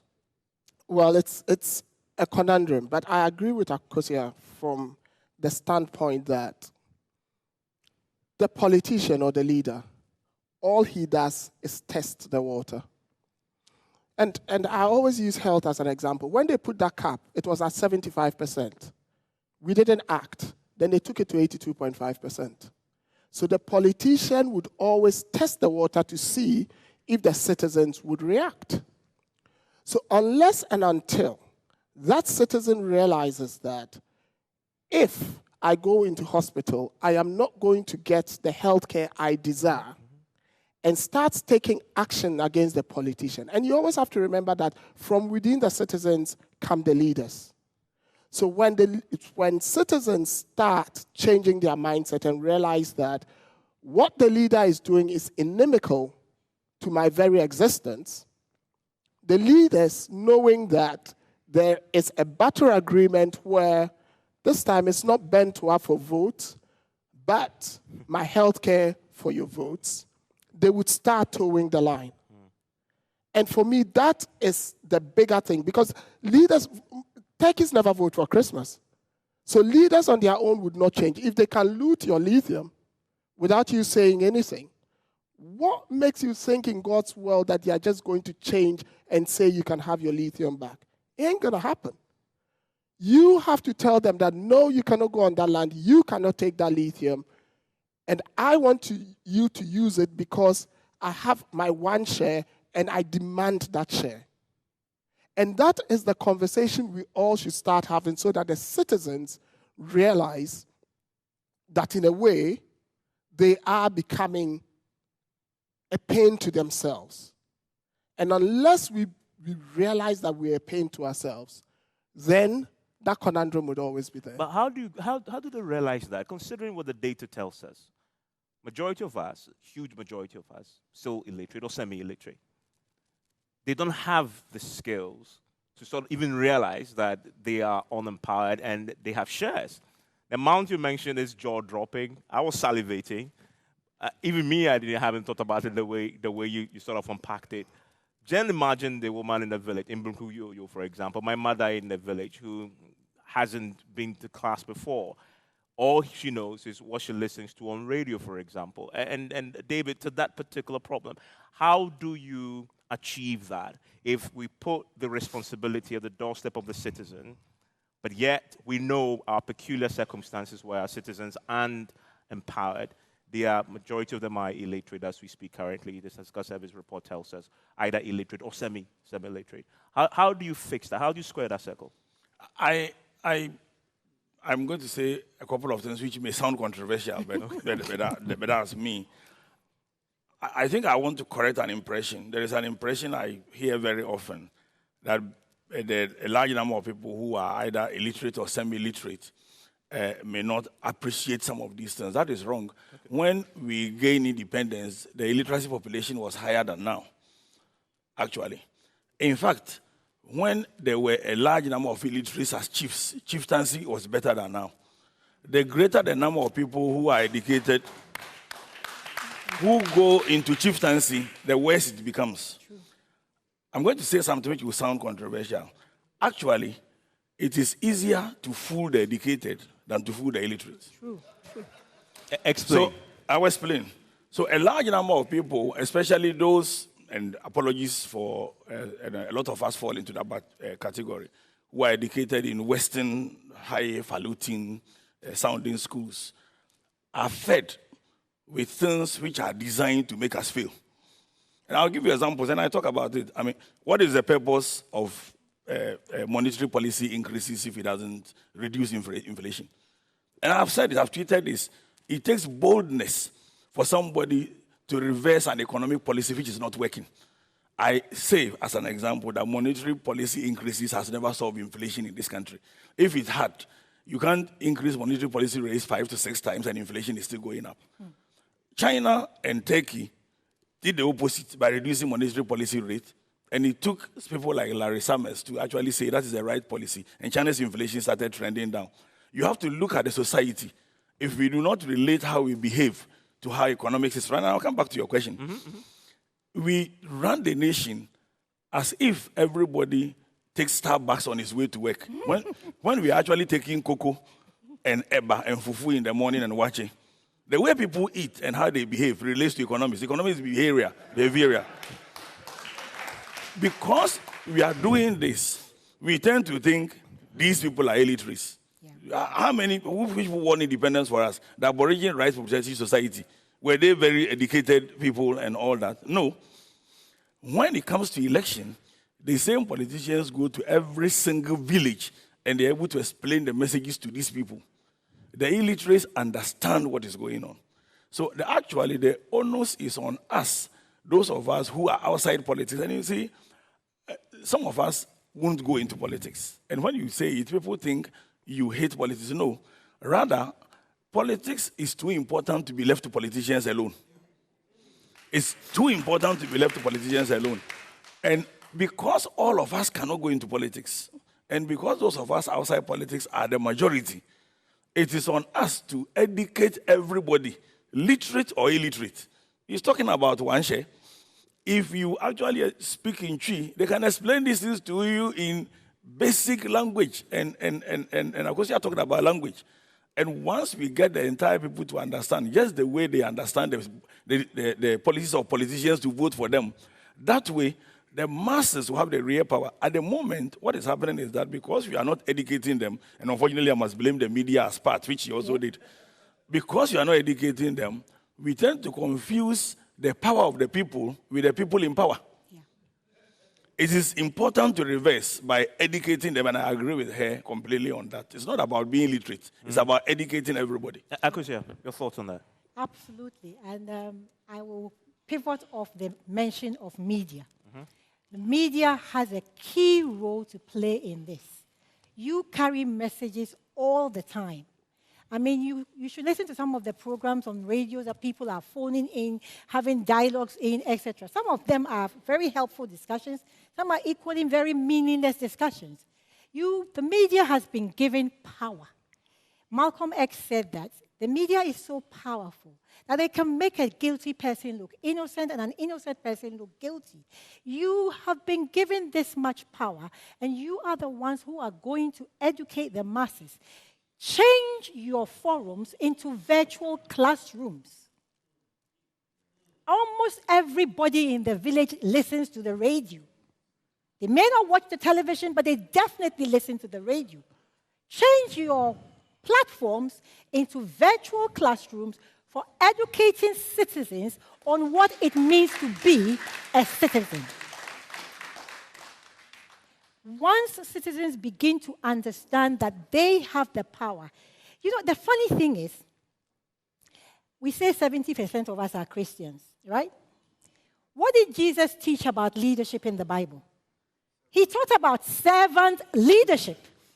And yet, in the very churches that are preaching the messages, you should see the pastor being guarded and escorted, and someone has to hold his Bible, someone has to hold his water, all kinds of nonsensical protocols. This has got to change. It is time citizens realize that if you don't go to the church, the pastor won't have people to preach to.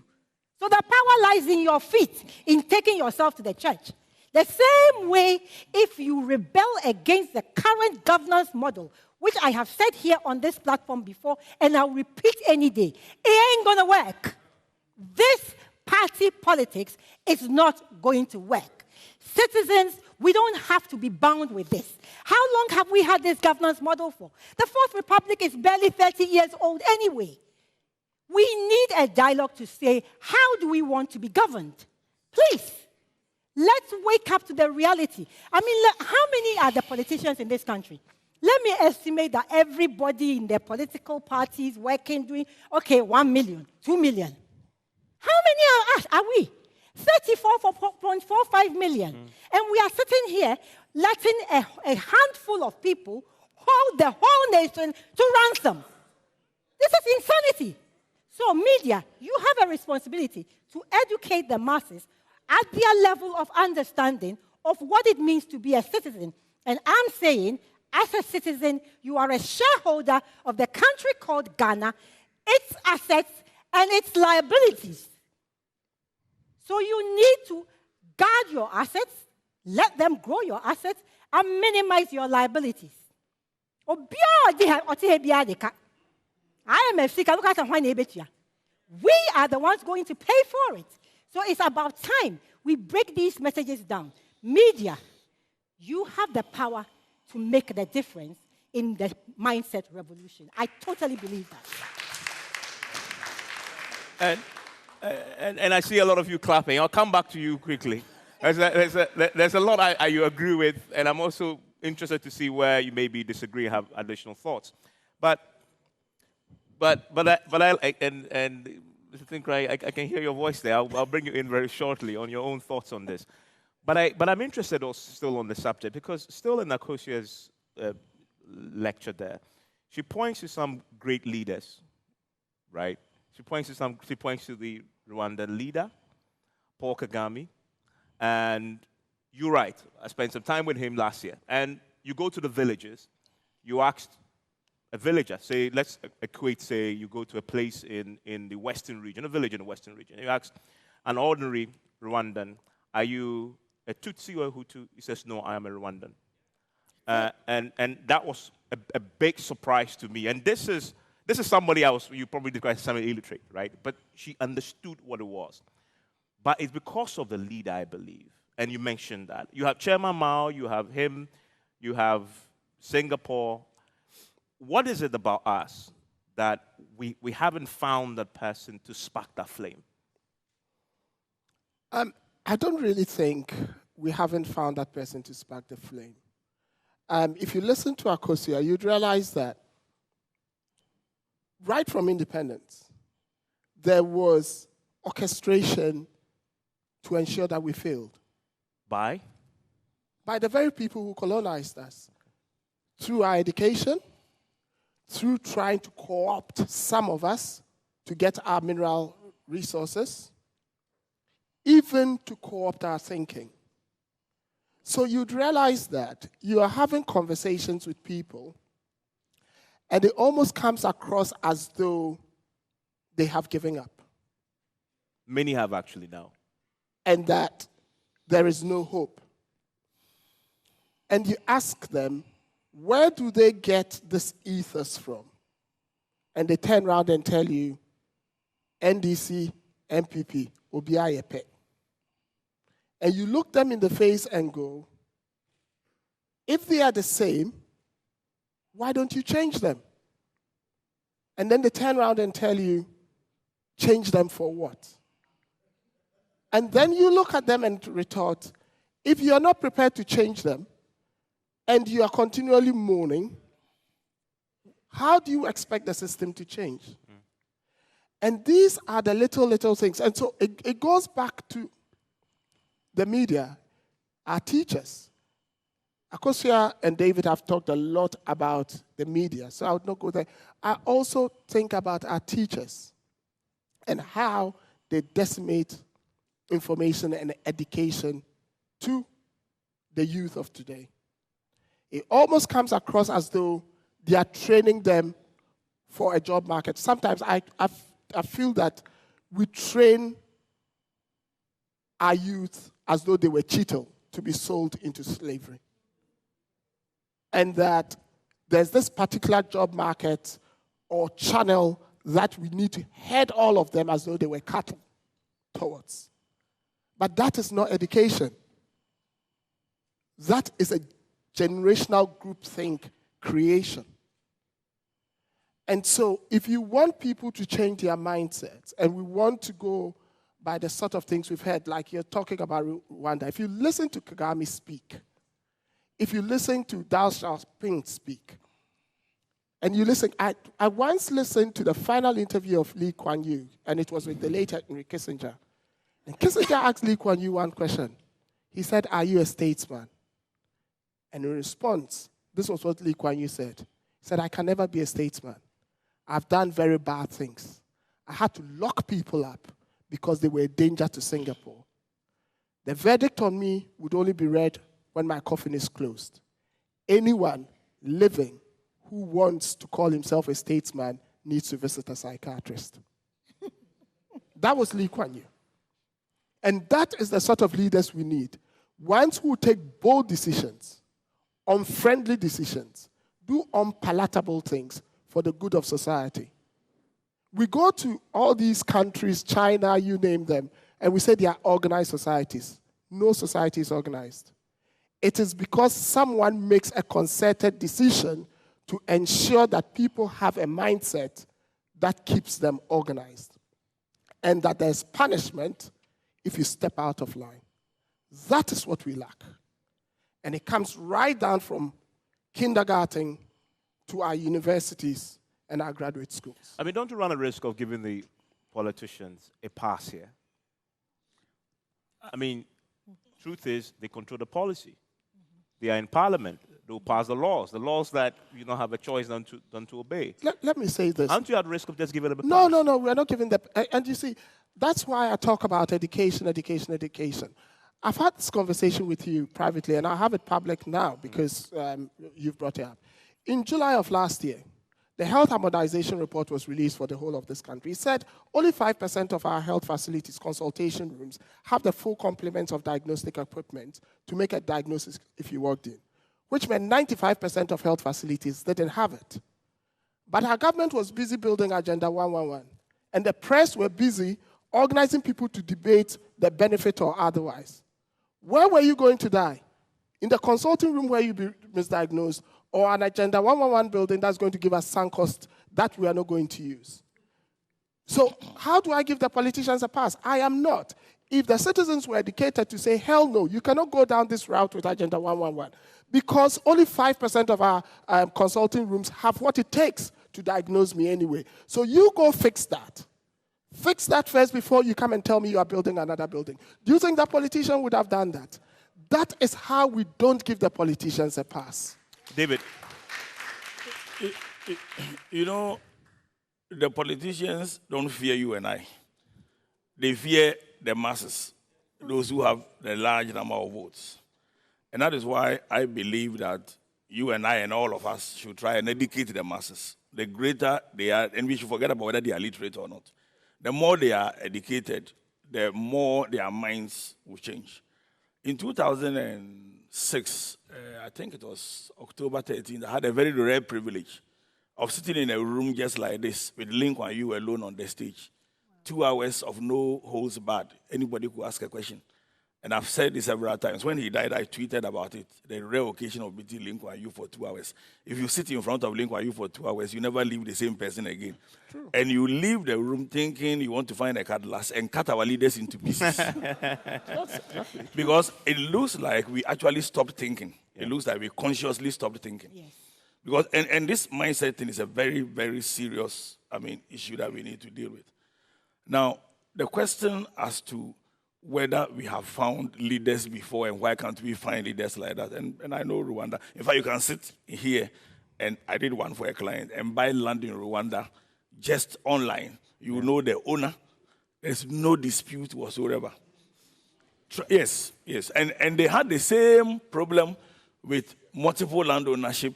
Chieftaincy, they had the same problem. It takes a leader who is hard to solve it. If you try that here, big chiefs will send people to you. You won't win the vote, etc. I'm going to pose a question, and I've posed this question several times, and I don't mean specifically the chief I'm going to mention, but I will use him as an example. In Rwanda, you cannot send polythene bags, plastics. Just let's assume that the president banned plastics, and I want you to picture in your mind. Let's assume that Otunfo arrived at Kotoka Airport holding 2 plastic bags. I want you to tell me if anybody can collect it from him. I don't want you to answer that question. If you have a culture where we are afraid to enforce the law, even among chiefs, it becomes difficult to enforce the law among everybody. And somebody needs to set that example. So in societies which achieve that with leadership, is normally a very strong leader. And Lin Kuan Yew is one. And the leader who is so ruthless that he can burn chewing gum. And he discussed how he burned chewing gum because he wanted to have a place which was so neat that it wasn't possible to allow people to be sticking chewing gums all over the place. He was asked every question, right? Now, if you don't have a leader who is ready to punish people and whip people for chewing gum, and you can't do that in Ghana, obviously. So you won't have that strong leader. If you do, he will be undermined either internally or externally, and that's what he was talking about. 2, the next way countries change is through a critical mass of people. I will return to that. Critical mass of people who consciously decide to do the right thing. The next is through a mass revolt. It's not going to happen here. I've told you I'll come back to the second one. Why mass revolt is not going to happen here is that somehow we've been educated to split between NDC and MPP like that. So it doesn't matter how good one side is, the other side will oppose. It doesn't matter how bad the one side is, the other one will support. That's how it is. So you are not going to achieve mass revolt. Mass revolt requires people coming together and saying we are tired of the class. Now, the fourth one, which is very rare, hardly happens, I think will happen here, which is what I call a convergence of divergent events. Somehow they will converge. Now, to accelerate that, you need the second one, which is one I said I'll come to that. You need a critical mass of people who decide that, 1, we won't go into politics. 2, we will constantly talk about the right thing. And let me give you an example. What if Evans led a situation where you called all the media together and say, for this week, we are only going to focus on mindset change? All media. Because what happens is that the agenda is set. And let me give you an example. One politician said he would reduce ministers to 60.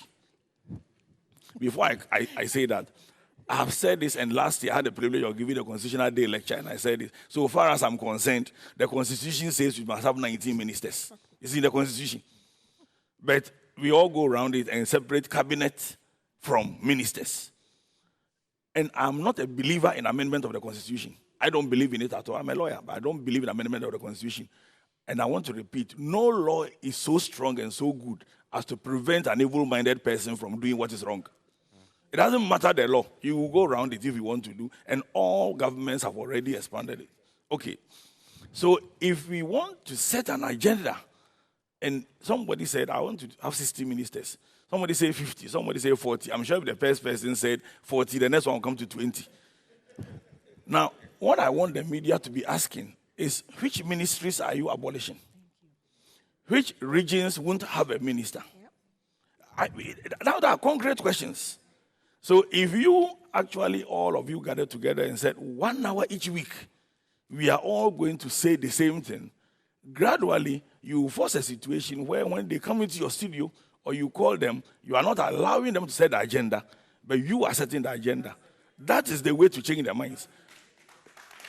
Then the chiefs will pick it, the churches will pick it, and she's talking about all that. Other than that, you go to each chief's house, and the Constitution says chiefs should not interfere in do politics, but they are endorsing politicians. And one chief who endorses Akufo-Addo from MPP is the same person who endorses Evans from NDC, and each of them will endorse you. The agenda must be changed, and you can lead certain that agenda. So I'm going to invite our audience to come in now. And because I'm a media person, I don't want to challenge that too much. Because I have a lot to say about that, but I am moderating, so I'm supposed to ask the question. Because a lot of my colleagues will tell you they're ascribing superpowers to us that we don't have. And that's why it hasn't happened. Because if one person, it means that's it. The rest have their own agenda. We have ownership. It's a very complex problem that needs to be unpacked. Well, a few, it may be a start I of the think we need to do one amalgam conversation on this one alone. Then we can unpack it properly. But I want to invite the audience to come in. You can ask the question. You can also make a contribution. Just put your hands up, and then a microphone will come to you. Yes, there's a microphone coming to the gentleman right here. You mention your name, where you're coming from, and then please make your contribution or ask the question. Thank you very much. My name is Ofori-Atta from Kaswa, Republic of Kaswa. All right, so I wish the politicians was part of this program. Whatever they are, I hope they are listening. My problem is this. In fact, this country is look as if some of us are tenants or are renting. We are not part of the Republic. That's what I'm seeing. You set the law and say the law says that there's a scholarships that will help the privileged and needy people. You said this. And you, the people who said this, pass round and then take the money, go to abroad and do 6-month program. And then the needy is languishing this country, looking for school to go. No way.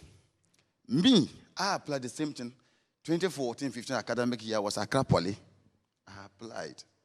Scholarship helped me, 1,600 per year.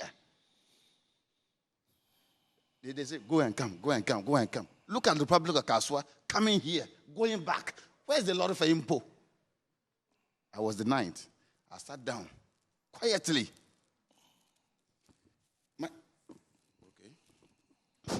So my second point is this. Go to our hospitals and see. They are not bad. Council of State is sitting down. Will not talk to the president. Christian Council is watching. Islamic Council is watching.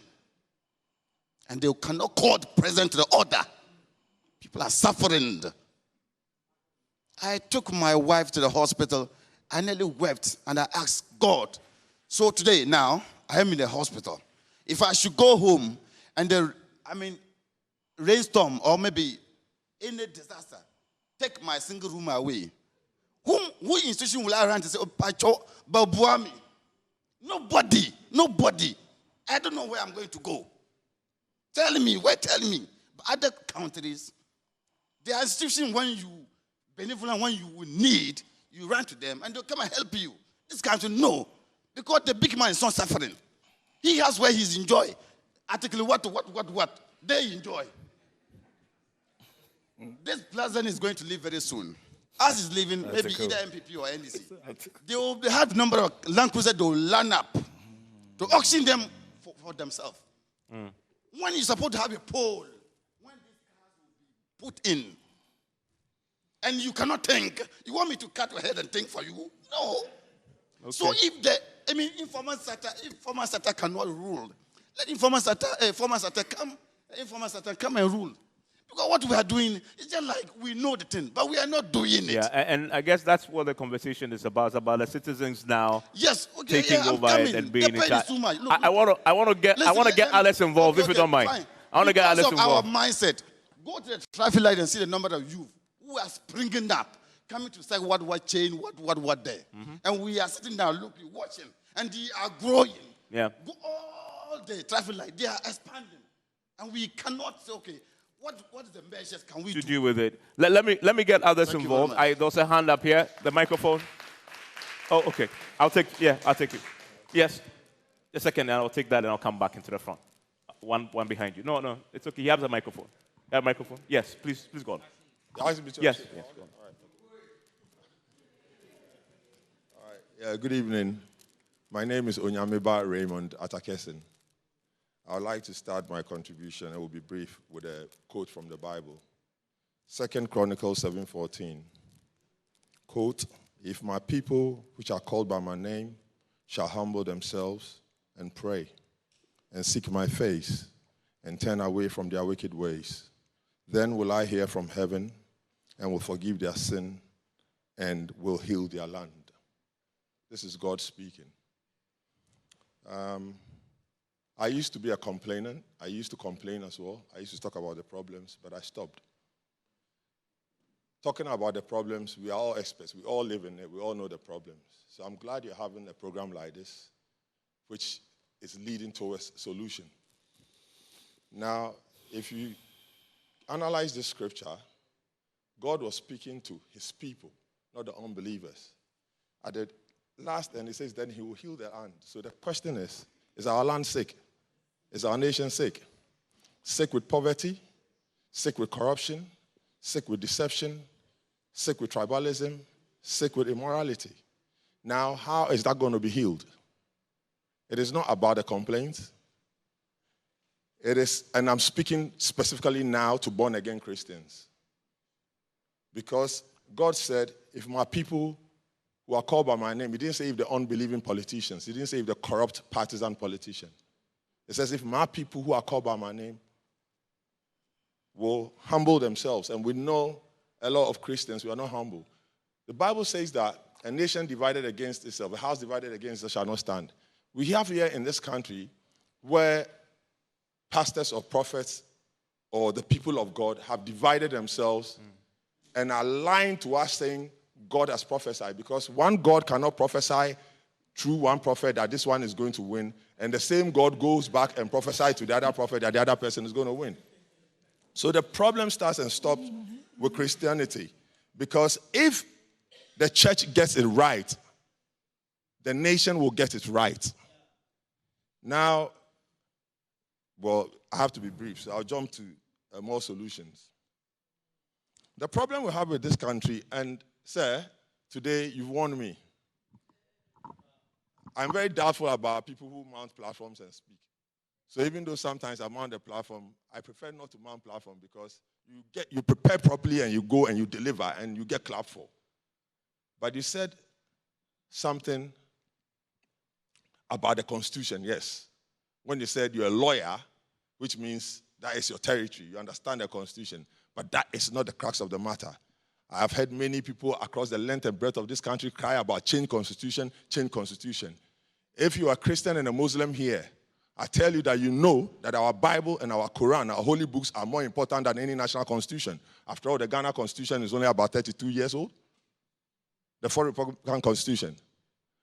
Now, if we change the Constitution, if even the Bible, that would determine where we will end up forever, we are not able to abide by the Bible, and God knows it is difficult, and therefore God says, where my grace will superabound where your sins abound. That doesn't mean that I use grace to go and continue sinning. But even the Bible or the Quran is difficult for us to follow. So when we change the Constitution, and it is the same corrupt-minded people that are in both sides of the political divide, are we going to follow it? And again, the Constitution has been amended. Under the late Professor Mills, was state money not used to set up a commission for them to travel to every country where Ghanaians were populated, to consult the Ghanaian people to amend the Constitution? The same people who have the right under the Constitution to actually effect it in Parliament have not done it. So if we continue to complain about Constitution and cry about Constitution, and it even gets amended, it will not be changed. So why are we worrying about that? What we need to focus on is the manifesto. That is the solution. If the Constitution, the supreme document of this land, not an iota of the provision of the Constitution can be amended unless Ghanaians have been expressly consulted, to the point that they will have to consult Ghanaians outside Ghana, then when it comes to a lesser document, a manifesto, a document which only stipulates the conduct of government business delivery, when it comes to that one, why do we leave it to the politicians to bring it to us? Where is the sense in the person applying for the job being the one to bring the job description? If I come to Joy FM and I want a job, I believe, Evans, you want to see my CV, not the job description, because you are the one who's going to give me the job description, isn't it? Mm-hmm. So why is it that we, the owners of Ghana, we allow the people who are seeking to be CEOs of corporate Ghana to come and tell us what they will do when we give them the power? That is foolishness. Even though the dictionary defines a manifesto as what the politicians and the people say they will do when they win power, that definition, when you put it in practice, it is foolishness. The nation is ours. And therefore, we must set up a committee or...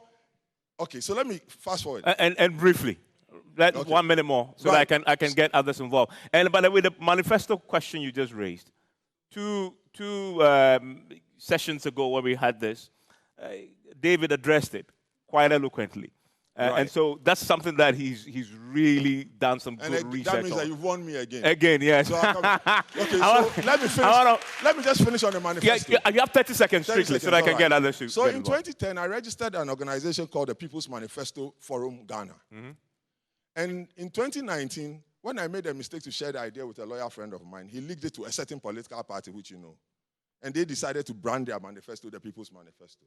That, again, is another point of fallacy, because a political party, when they bring a manifesto, can only bring a partisan manifesto. The People's Manifesto must emanate from the people by general consensus. Every sector of the economy, from the chiefs to the pastors to every sector.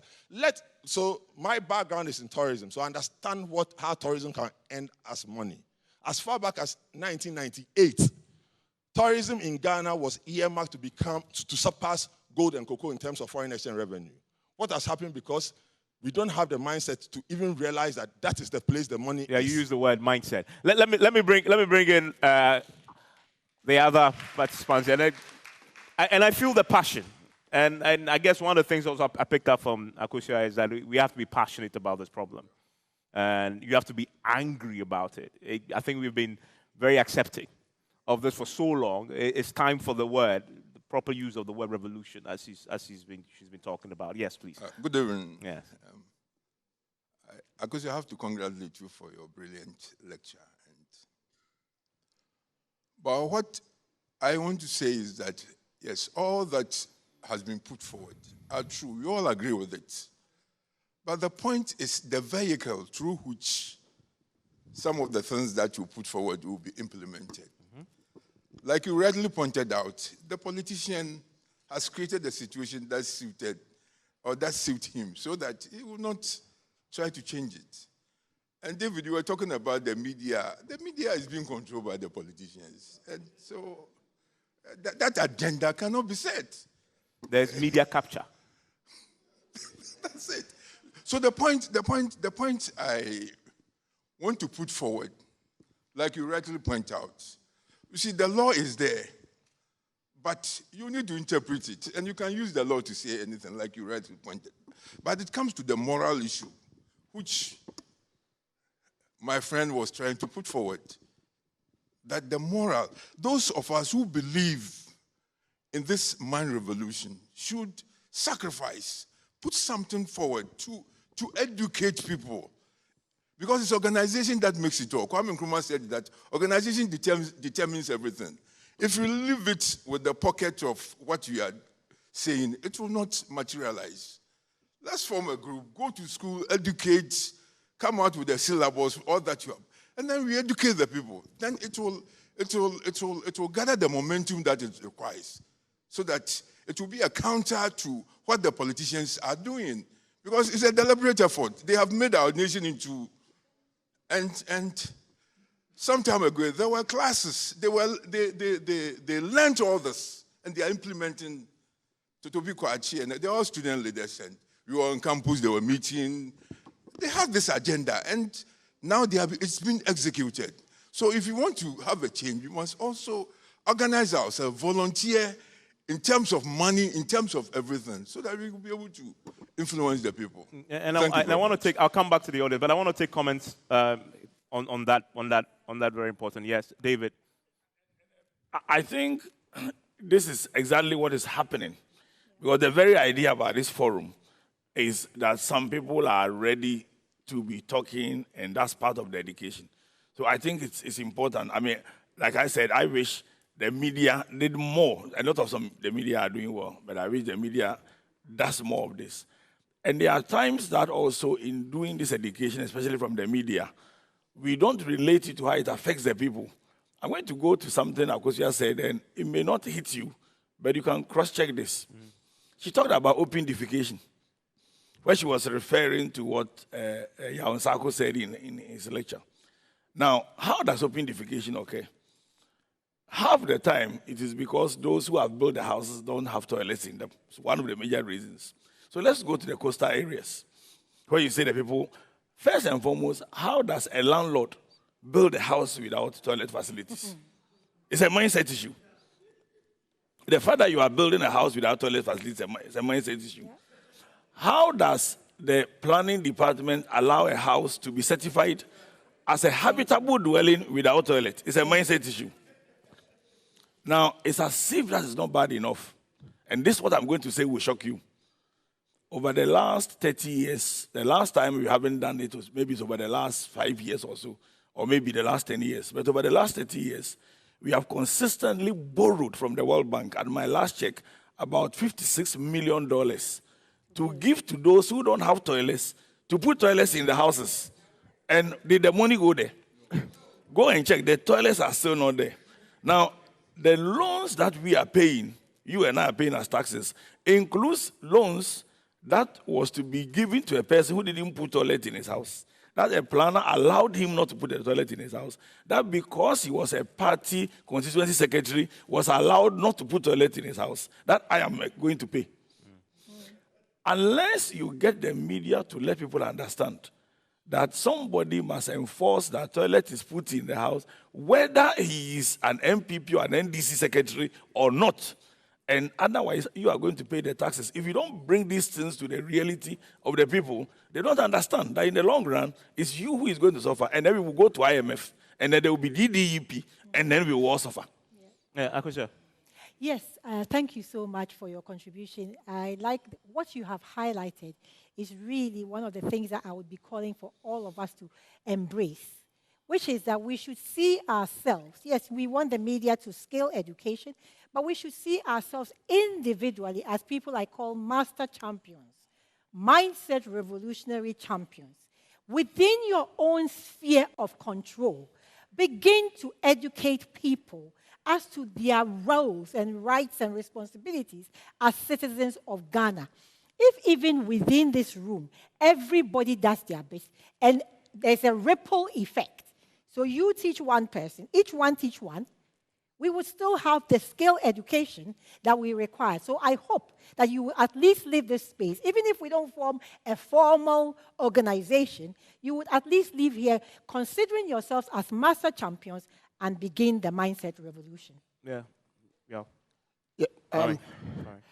Listening to this whole issue about Kaswa brought me to something I heard today that borders on a lot Akufo has said. A contractor constructing a road decides to block a river, which then floods people's homes. And as a result of the flooding, the people are on the streets. Solution? No culpability on behalf of the contractor. The NADMO boss I heard says the chiefs were saying that the rivers were angry because there were 3 rivers that they had put together. And that had caused the floods. Like clockwork, the presenter on Joy asked, so has the libation been poured? Response, yes, it has been poured, and now the water is calm. And for me, I was sat in the car coming here when I was listening to this, and I was like, what a load of buttwash. So this politician has given a contract to this contractor who's gotten off with negligence because our mindset says the problem is with the river god. Meanwhile, this same river god has sat in the river for there to be galamsey to the point that it's run away. That is the highest level of a lost mindset. And for me, as I listen to all the contributors, that is why what you said was key, sir, that we need to educate people. If there are people who in the 21st century still believe that the cause of their flooding wasn't the negligence of the contractor, but the anger of the river gods, then we have a serious problem. And we do. And I'll come back to the audience. But there's something that was said that I'll come back to that I need to also ask. And Akosha touched on this in the address. 71% of us are Christians, 18% are Muslims. What is the role of religion in this mindset revolution? I'll start with you. I think religion has a big role because... We talked about media, we've talked about education, but majority of us are there. Religion has a role. And throughout, if you read a lot of books, and if you read Lee Kuan Yew, even Kagame now, and you read, Dao Xiaoping, you realize that they acknowledge that faith, and I'm deviating from it, faith has a role in national development. But faith cannot be equated to religion. The problem is we have religiosity in this country, not the practice of religion or faith. And a lot of the religious leaders are exploiting this religiosity to our decadence. And we have become so scared of their very side that you hear a man of God or an imam and you are shaking as though hell thunder hit you. But they are supposed to be our servants, not to lord it over us. And in countries that have succeeded, they have managed to clamp down on these excesses in religion. If you go to Rwanda now, you know that you need a degree to be a religious leader. And when he started, people said he couldn't do it, and he's done it. China doesn't have any recognized religions up to this day. Singapore, similar thing. You can practice your religion, but that would not be ahead of the national identity. In this country, we have partisan politics first, religion second, and anything else third. What sort of mindset is that? I think it's diabolical, if you ask me. So religion needs to be clamped down upon. I know it's unpalatable to say it, and I know I'll get a lot of backlash for saying it, but I repeat it. Religion has to be severely clamped down if we want to develop this nation. I totally agree. That was what I said when I said address religious exploitation. Our religious leaders are in fiduciary positions, positions of trust. I mean, we entrust our souls and our well-being to our religious leaders. So there has to be a way of ensuring that they comply. How do you do that? We need to come up with legally enforceable fiduciary responsibilities for our religious leaders. At this point in time, anybody can get up from anywhere and declare that they have been called by God to a dying world. And before anybody goes out there and says, oh, she must be, I do identify as a born-again Christian, but I will not sit here and endorse the brainwashing that is happening, coming from the pulpits. People are actually more scared of their pastors and bishops than they are of the Almighty God, the so-called God that you are actually going to worship. So no, we need the legally enforceable laws for their fiduciary responsibilities, but we also need to recruit some of them as master champions. Because they have huge platforms of influence. Absolutely. So if we get 1 or 2 or 3 or 4 to volunteer, to use their platforms correctly, to educate citizens, to liberate them. After all, it's that same Bible that says, do not be conformed, but be ye transformed by the renewing of your mind. So why not? So yes, we need to do it the hard way, which is the rod, which is the legally enforceable responsibility as a fiduciary position, and we need to do it the softer way, which is engage and recruit those, like my brother over there, who wants to see the right thing done through the pulpits. Do we have any thoughts on this? Yeah, there are two sides to the religious question, one of which they've addressed, and I quite agree with them on that. And just watch where politicians go when it's getting to elections, and you have an idea. They visit imams, they go to churches, and they go to chiefs' houses. These are the main areas, and then they go to lorry parks, and then they meet Okada people, and all those kind of. Yesterday we were counting. Baumia has been to 13 religious. So those where the votes are. So if we want to change mindsets, it's one of the places so that we get, because they have a large audience. So as for the charlatans and those who are exploiting people, what I worry about is that a large number of them are actually destroying the mindset. Yeah. And they are destroying the mindset by creating an expectation of miracles instead of relating that you can work and through the faith and confidence you can succeed. So people, what do you call it? They plant seeds and things like that, and then expect that overnight, without work, I mean, they will succeed. Those are the part of the things. If we can let people know that success comes from work, and God will give you the grace if you work hard, etc. Those are part of the things that, because I'm worried about a nation who doesn't have confidence. Yeah. And that's a mindset thing. We lack confidence. Yeah. Now, you say the same thing, quote and unquote, the white man says the same thing, and they believe the white man. Now, when you have a society where pastors actually bring people to the front to praise them for miracles of getting a visa, you are killing the mindset of the people. How is visa a miracle? Those are some of the things we need to address. Okay, I'll take the next batch of questions. You have a microphone, yes, please, and then I'll come to the front. Where's the other microphone? Good. Okay. But let him speak first, and I'll come to you. All right. Good evening. So first of all, I think kudos to the speakers. Can you hear me? Yes. Kudos to the speakers. It's good, mindset revolution, and so far the contributors have spoken about a lot of issues. I think one thing that also sticks out is the fact that we don't have an incentive structure that rewards good behavior, and so we reward a lot of bad behavior. So it affects mindset. But I find that and also because we are developing these things, but in the framework and the examples and the analogies, we talk about Deng Xiaoping, we talk about Mao Zedong, we talk about Lee Kuan Yew, we talk about Paul Kagame.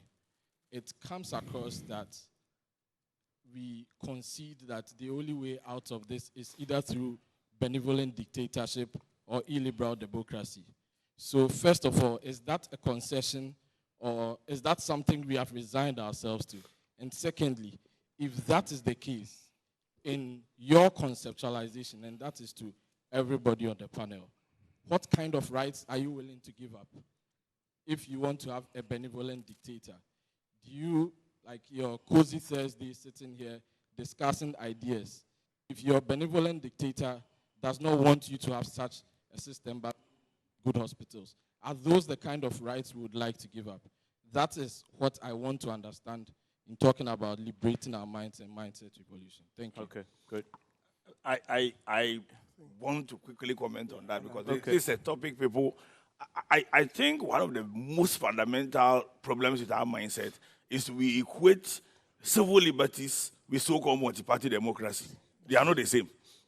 I have been to China several times. China is a liberal society. If you watch too much CNN, you will be convinced that China is some communist country that where everybody is being arrested day and night. Civil liberties is the right to express yourself in society, grow. How can a country bring 700 million people out of poverty, and then we are confusing it with so-called multi-party democracy? Here is a country whose mindset, I hear people say, one of the most stupid things I hate, that democracy is expensive. How should democracy be expensive? Singapore spends $2.5 million only on elections. Finish. And their GDP is about 15 times that of ours. $2.5 million. Here, somebody once asked me, and I gave an answer which went viral. Somebody asked me, why won't I go into politics? I said, first and foremost, I won't go into politics. But second, it is easier for a corrupt person to win an election than for an honest man to win an assembly seat. We have corrupted a system where you can't win any election unless you bribe your way. And we call that multi-party democracy, and we are confusing that with so-called democracy. No, the answer is not about a benevolent dictator. The answer is simply about a wildly aware citizenry who ensure that whoever is a leader is a person who is moving us from a worse situation to a good situation, not a person we worship. Period. Okay. Well, the only thing I'd want to add is that governance and governance systems emanate from the citizens. And when you talk about multi-party democracy, if you visited a lot of countries, you'd realize that no two democracies are the same. Governance systems evolve. So it is incumbent on us, if this governance system is not working, to evolve our own form of governance. That's the first thing. The second thing is, what liberties are we talking about here? Is it the liberty of openly selling our votes because we can? Is it the liberty of openly defecating because we can? Is it the liberty of insulting each other because we disagree with them in the name of democracy? Is it the liberty of looking someone who's doing the wrong thing in the eye and saying, because he comes from my political stock, I'm turning the other way? If the answer to any of these is yes, then I'm willing to sacrifice all of them. Okay. I'll take a final batch of questions. Two, I see you, yours, and you, and then we'll wrap up. We need to wrap up in the next 5 minutes. My name is Nanakwesi Ayimedu. Religion. One man just said, anywhere, any mosque or any church that you visit, that your ability to reason ceases, then it means you have been charmed. God is not challenged by our ability to reason and think. That's why he gave us the willpower. So we shouldn't confuse that. So anywhere you go that you are not able to reason that this is that the man of God or the imam or the priest is telling me is wrong, and you are not able to analyze, then you have been charged. My daddy was asking about the media and then we being the volunteer of change. And I think it's key that as we have met here, the last time we met here in March, I was here, and with the religion issue, I proposed that every year, the Ghana Revenue Authority should visit every church, check their books. If you have not able to done any social amenity for the community in which you operate, the funds that you raise from the various congregations or activities should be checked what you use those funds for. And that was one of the reasons, one of the answers that I gave last March. Thirdly, and this is the final one. This is the final one. The politicians have strategically schemed the system. So now if you realize, even noobs, they've able to check all the advocacy groups and silence them. Now, where is the Ghana Bar Association? They are not speaking as the way they used to speak those days. Now they infiltrated all the such groups, including noobs. So in the media house, that's why they are also started buying licenses for media to operate so that they can also scheme the system, because as China and the United States all knew about the power of the media and they used to summon the agenda. So we go on the 1998, 1996, one blue man can kill everybody. The United America is powerful. So I therefore plead with Evans and his counterpart. The last time I met another group in the other media, and I spoke to the guy that I don't understand the reason why a journalist would sit on TV, radio, and say that I live for the people to judge. The people listening to us to judge. After the politicians, two sitting the NDC and MPP misleading the people.